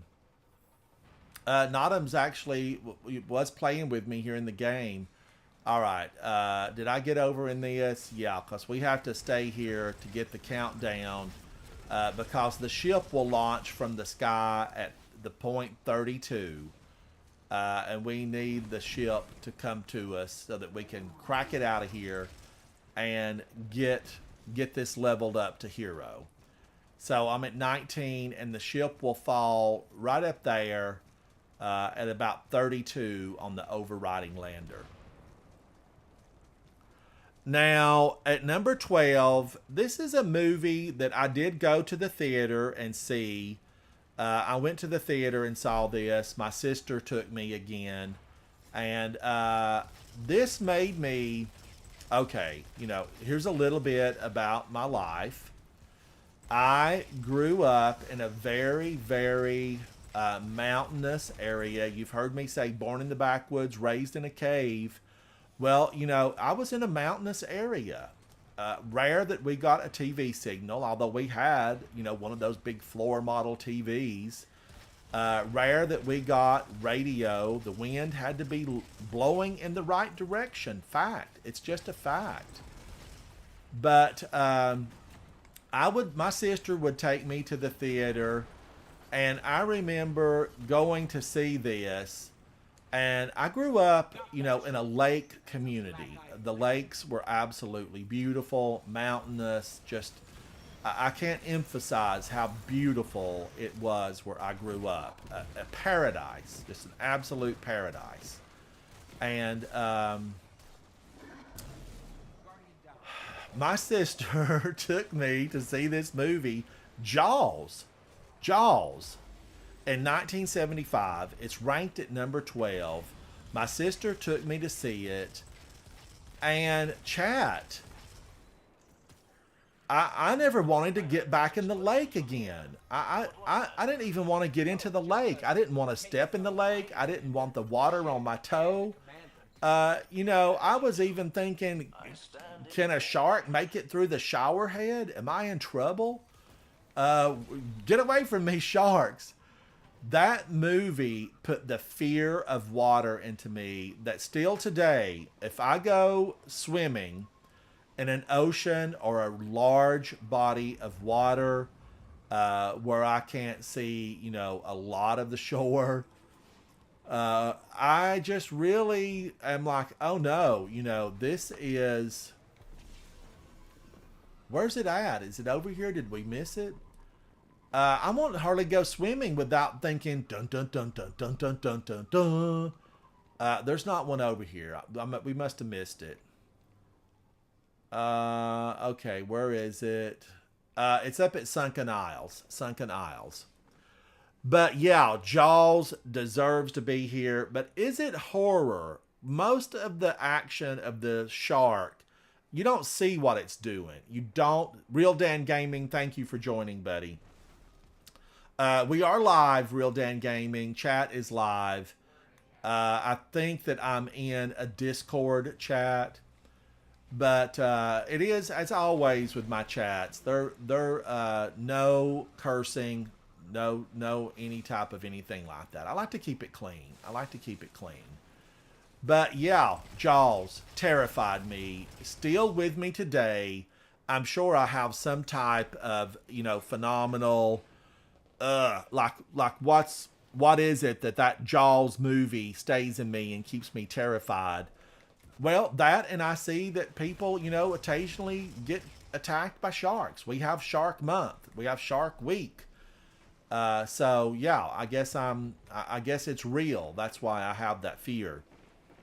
Kristen says The Changeling with George C. Scott and the original Salem's Lot. Kristen, love the original Salem's Lot and The Changeling with George C. Scott. George C. Scott, wow, he has played some characters.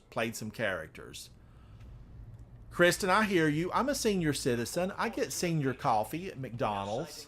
And I have no shame in asking for my senior coffee. But Kristen, thank you for hanging out with me. Kristen, what are your top 3 favorite horror movies? Your top 3.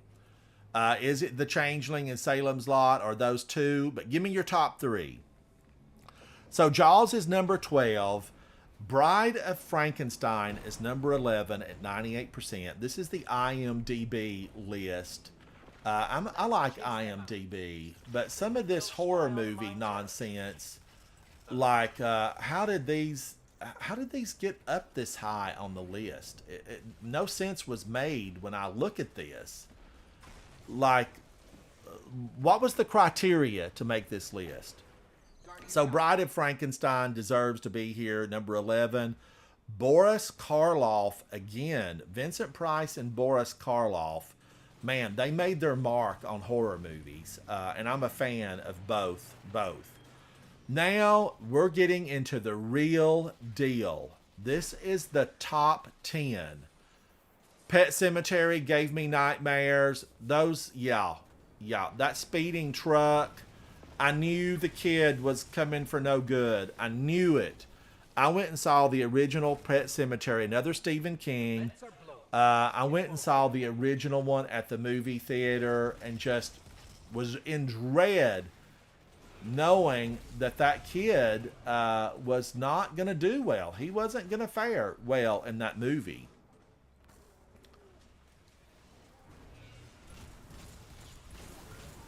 Ugh, I'm going to burn. Kristen, I know. I'm with you. We see eye to eye on that. Okay, we're moving into the top 10, and this is where it really should be the cream of the crop. The very best of scares, you know, the groundbreakers, the people that paved the way, the movies that affected huge portions of society. This should be it, right? This should be in the top 10 here. These movies should have made an impact. We should know what these movies are, and many of us that do like horror movies should have seen them. Number 10, A Quiet Place from 2018. Emily Blunt, John Krasinski, Millicent Simmons, Noah Jupe, directed by John Krasinski, and I think he wrote on this as well. Loved it. I absolutely loved Quiet Place. I know it didn't all make sense. Like, you know, don't take your kids shopping when the monsters are out there. But then I think about it, and like, what are you supposed to do with your kid when you're, you know, a very rare thing, human, and still be alive in this world of A Quiet Place? Emily Blunt, you may know her from The Devil Wears Prada. Emily, I'm a fan. John, I'm a fan. You may know him from The Office. A Glimmer mining crew. Shut them down. Kristen, Children of the Corn, yes. Loved it. Is it even on this list? It's not been on the list at all. Number 9 is The Invisible Man. Elizabeth Moss. This is the redo from 2020. I like Elizabeth Moss, and I will say that I liked this retelling of Invisible Man. I liked it. Is it top 10? Chat, is this top 10? The Invisible Man from 2020, directed by Lee Wanell, Elizabeth Moss, Oliver Jackson Cohen, Aldous Hedge, Storm Reed. I was a fan. I'm going to say that. I came away feeling like they did a good job. But is it top 10? Leave a comment. Let me know what your thoughts are about if this is top 10. Now, moving right along, and man, these should be having more and more impact as we move up closer to number 1. Number 8. Number 8. This is Night of the Hunter. This is... I'm out of...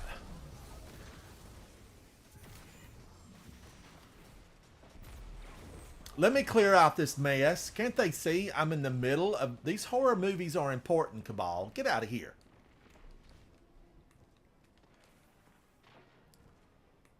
I know. I totally agree with you. It's Lyelf. I totally agree with you, buddy.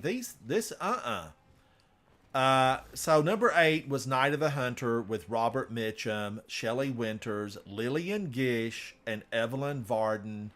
Where am I going? I'm banging up against the dirt wall in the EDZ. Get off the dirt wall, Ransom. So, Night of the Hunter, I liked it. Does it belong at number 8? I don't think so. Directed by Charles Lawton from 1955. Now here is the Nosferatu with Max Schreck. Okay, there's a lot of vampire movies, and rightfully so, in this list. But here's the one that's the 1922 version. It's eerie. It's just atmospheric. It's frightening, and I want to say Max Schreck. Who was that guy? Who was Max Schreck? Because he really embodied that character. Now, I normally don't like to do the supers on these little public events because you rob people of getting kills that they might really be here and need. But he was stomping over on me, and I don't like that. Get off of me, Fallen. We could have been friends. You could have been in, the House of Light. But Nosferatu from 1922, one of the silent era's most influential masterpieces. This, if you know the story, the widow of the original Dracula went after the people that made these, and they were ordered, the makers of this movie, Nosferatu, were ordered to pull the movie, and all copies were to be destroyed. But a few of them, somehow, some way, were discovered, and they made it. They survived. That's the only reason, Winding Cove. That's the only reason, chat, horror fans, that we have this 1922 masterwork from F.W. Murnau, Nosferatu. Watch it. I'm a fan. It's everything that it should be, especially when you think about it's from 1922. And Max Schreck, I would have liked, what did he look like in real life? It's all very just wow factor for me that was that long ago. Number 6. This is King Kong. This is the Marion C. Cooper, Ernest B. Shosdak. I know I'm probably not pronouncing that right. Don't come for me. King Kong from 1933. I have seen this. Fay Wray. This made Fay Wray an absolute superstar. I mean, she was already a star, but she conquered generations with her portrayal of, the helpless heroine that was abducted, kinda, sorta, by King Kong. They abducted King Kong and drug him off to New York. But I love this. I thought it was just fun. I don't know that some of the scenes have aged phenomenally well. But overall, when I think about this being from 1933, King Kong, but I don't consider this horror. The one with Kurt Russell, we talked about Kurt Russell earlier on. Love Kurt Russell. I'm a fan. I know most people know him from Guardians of the Galaxy, where he played Ego. But Escape from New York, Escape from L.A., The Thing, Kurt Russell was here in this list with The Thing, and he deserved to be here because the original, well, it wasn't the original Thing, but the 1980s Thing deserved a place on this list. Kristen, I do too. Kurt Russell is a Disney prince because he did a lot of work for Disney way back when. But King Kong, is it horror? I feel like maybe audiences of the day considered it to be horror. But today, do we really consider it to be horror? No. I mean, this would be a rated G probably today. Now, that moves into the top 5. We are moving into the top 5. Alien, number 5. Alien. You heard me talk about it before because Aliens, the second Alien movies, is on this list. Sigourney Weaver.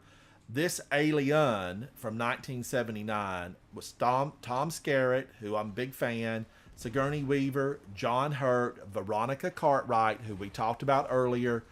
Go back into the tape and watch that when we talked about Aliens. But this is Ridley Scott, and wow, I just really, really loved this movie. Atmospheric, and like I felt like the cat. If you watch this movie, if you've watched it, leave a comment. I felt like the cat in this movie knew. That kitty cat knew. You know, hello, kitty cat. And do you know where the monster's at? If that cat could have talked, she might have been able to save the crew. She might have been able to save some of them. I know I'm giving away some things there, but it's been out since 1979. I remember a fellow classmate in 1979 gave a book report on the book Alien. In space, no one can hear you scream. Wow, the tagline, that egg, the artwork for the poster. I remember going to the theater with this same friend of mine, a school friend. We went to the theater, several of us went, and she found so many of these things amusing. And I know some people's response to horror is to laugh. The horror is to, the game. Yes. There are like one or two really good Alien games. The one I didn't like, that the girl that was hidden on one of the ships or space stations, it was like, shh, be quiet. The alien will hear us. But you can hear her clomping her boots. It's like, girl, take those big boots off or put a towel on the bottom of them. They can hear you clomping all over the ship. But yes, Alien deserves to be here. I even feel like this is, dead on top 5. It holds up today. The person, leave a comment if you know who was responsible for designing the alien monster. They're famous the world over for their design work. Now, number 4. I don't know here. Chat, I want your opinion on this, chat. We're into the big boys. These are the big movies. Ship, hello, I'm right here. My gosh, fine tune your anti-gravity. That thing was on top of me. But number 4. Leave a comment. I want your opinion. Leave a comment. Number 4 is Us from Jordan Peele. Jordan Peele. Lupita Nyong'o, Winston Duke, Elizabeth Moss. Yes, I like them all. Jordan Peele, I think super, super talented. Does this movie deserve to be on the all-time top 200 list at a position of number 4? Number 4. Leave a comment. Leave a comment. Tectonic, it's you might not be a fan. There's a lot of people that don't like horror, so there might be other genres that you just like better, and that's absolutely okay. It's absolutely okay. Liof, definitely top 5, but over Alien, maybe not. Okay. But comment, if you're watching this past the live stream, I want to hear from you because, I love this horror, the 31 days of spooky, the season that we're in. We're playing it in-game in Destiny. I'm searching for candy corn. We're hunting down the headless ones, although they have heads. I'm wearing a pumpkin head. We're in the spirit. We're in the spirit of the event inside of Destiny 2. And we're celebrating 31 days of horror movies. But we're getting down to the finale stuff, the final films. We're going into 3. So what will they be? Stay tuned with me, Guardians. Let's find out what 3, 2, 1 will be. And leave a comment about what you think the number 1, Kristen, what will be the number 1 movie? I went to school with a Kristen who was just a phenomenal person, an absolutely phenomenal person. Kristen, if you're out there and watching, hello to you. And Kristen, thank you here for joining me and hanging out. Let's move into it as I work on my candy corns. Number 3, I have seen. I don't think a lot of people have seen it because of the age. I think this is probably the oldest movie on the list. This is from 1919. And this movie is at a 96% on Rotten Tomatoes. It is The Cabinet of Dr. Calgary. Dr. Calgary, The Cabinet of Dr. Calgary. Consensus, arguably the first true horror film. This is credited as being the first true horror film. It's a must watch. The Cabinet of Dr. Calgary set a brilliantly high bar for the genre and remains terrifying nearly a century after it first stalked the screen. Well, it has been over a century.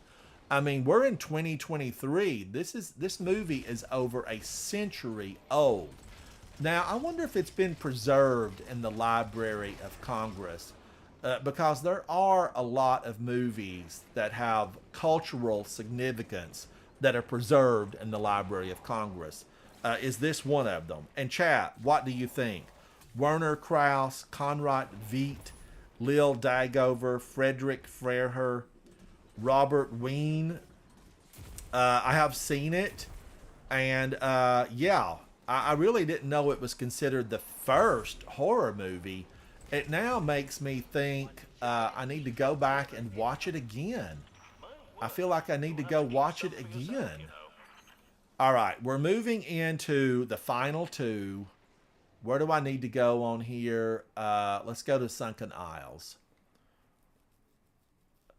Number 2.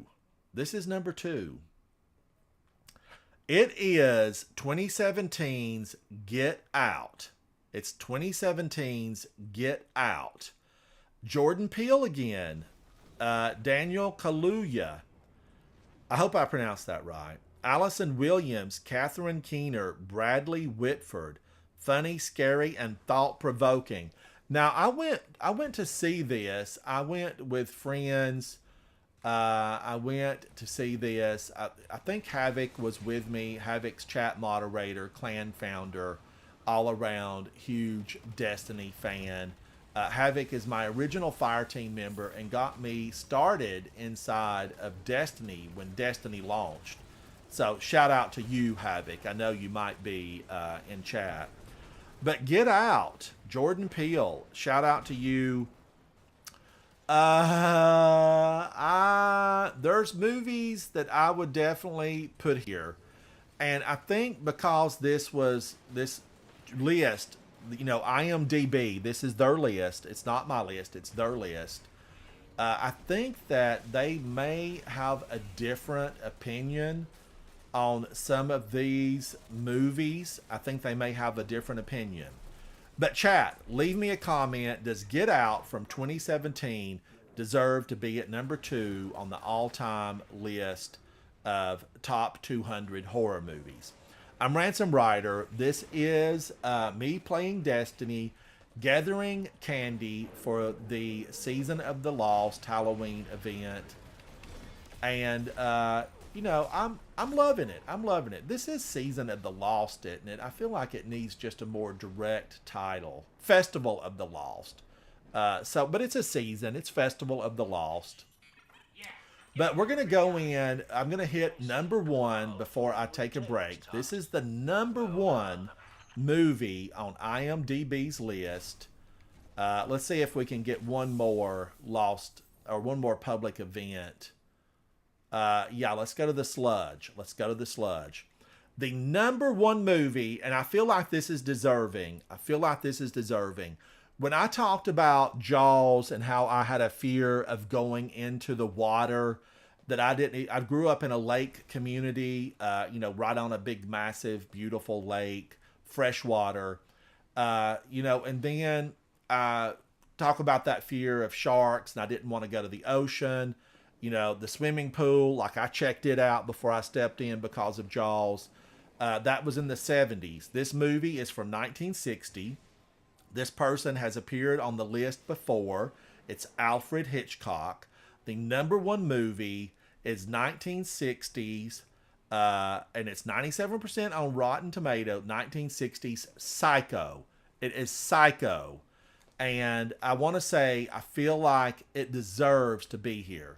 Because as I mentioned how I felt with Jaws and staying out of the water, people were terrified in their bathrooms. They were terrified that a psycho, Norman Bates, who was played by Anthony Perkins, I was a fan of many of his works. He had a very long career, and he did reprise his role, for Psycho. But, he was phenomenal. Janet Leigh, we talked about Janet Leigh's daughter, Jamie Lee Curtis. Janet Leigh is Jamie Lee's mother, and she starred in Psycho. She had one of those short roles, kind of like Drew Barrymore had in Scream, where you thought that Jamie Lee's mom, Janet Leigh, was going to be through the whole movie, but she actually had, a shortened part. But the part that she had getting stabbed in the shower, man, it terrified people in 1960. People were scared to death. They were scared in their own home. This movie really put culture on notice of what things can be. Be cautious. Lock your door. Lock your door. So I feel like Psycho does belong here at number 1, but I want to hear it from you guys. What would you put at number 1 on this list? And does IMDb need to get an update? Do they need to get an update? Would we keep some of these? Would we move some of them? I feel like, definitely some of them need to be moved up. Some of them need to be moved down. I feel like the cultural significance of Jaws should put it in the top 10. But was it really a horror movie? Was it a horror movie? Kristen says, I do remember checking behind the shower curtain when I was in the bathroom. I know. Now, there was a remake of Psycho that it just simply wasn't as good. Hereditary, would you keep it in the top 20? I like to really look at the top 31. I like to look at the top 31 movies. Chat, let's finish this out. Because I'm here with Tectonic and Real Dan Gaming.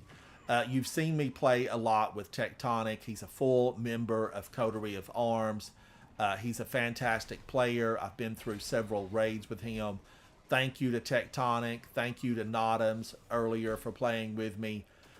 Real Dan Gaming, thank you, buddy, for sending me the invite for friendship. Because, chat, I need friends. We need to stand together. We need to get those revives, be united. because someday, very soon, we will face the Traveler. And we know, based on what Bungie has already said, the Traveler, it will be the biggest handful that we have ever faced. Now, I'm at 27,096. I feel like I need to just come back later this evening and play the game. You heard Daddy Love and MX Dyson talk about getting their candies just by playing the game. I need to play the game. I would really love to do a raid. I don't know if we have one together. Real life takes precedence because there's things you have to do. Work, family, health, things in real life. They call you out. But I want to shout out to you, chat, for hanging out with me. You see me looking over here. It's because I have another screen over here where I'm watching live stream. I'm watching the recorded version. I have monitors here. I have monitors here. And then I'm watching a monitor here where I'm actually looking at IMDB. And as I'm going through these movies, I did pre-read and I did look at all of these movies prior. I do actually look at IMDb often. Tectonic, I don't know. They've not notified me. So they would post it in Discord. But I haven't been notified of one. Oh, MX Dyson. Thank you so much, MX Dyson. Thank you and Datey both for watching my new cooking video. Tech put that up. Vol_ATL does my editing and does the cover work. Was it the hot chocolate, MX Dyson? Is that what they put up? The hot chocolate. The hot chocolate was excellent. I'd never had hot chocolate with cayenne pepper and chili powder. But I liked it, and I loved my little blowtorch. I loved my little kitchen blowtorch. I felt like a superhero with my blowtorch. I need... I know a lot of my friends are playing Spider-Man right now, so I know they're having a fantastic time. Chat, thank you so much. Thank you, guys. Dan, it was good in there. Did you watch the video too? Thank you, Dan. Thank you, chat. I'm Ransom Rider. This is my favorite game, Destiny 2. It's been our spooky season countdown. Dan says yes. It's been my spooky season countdown, the top 200 movies. Thank you for joining me. Thank you, Dan, Tectonic, and everyone that played with me today. Nodums, thank you. Chat, thank you. I'll see you guys very soon inside the gaming world of Destiny 2. Bye. Bye.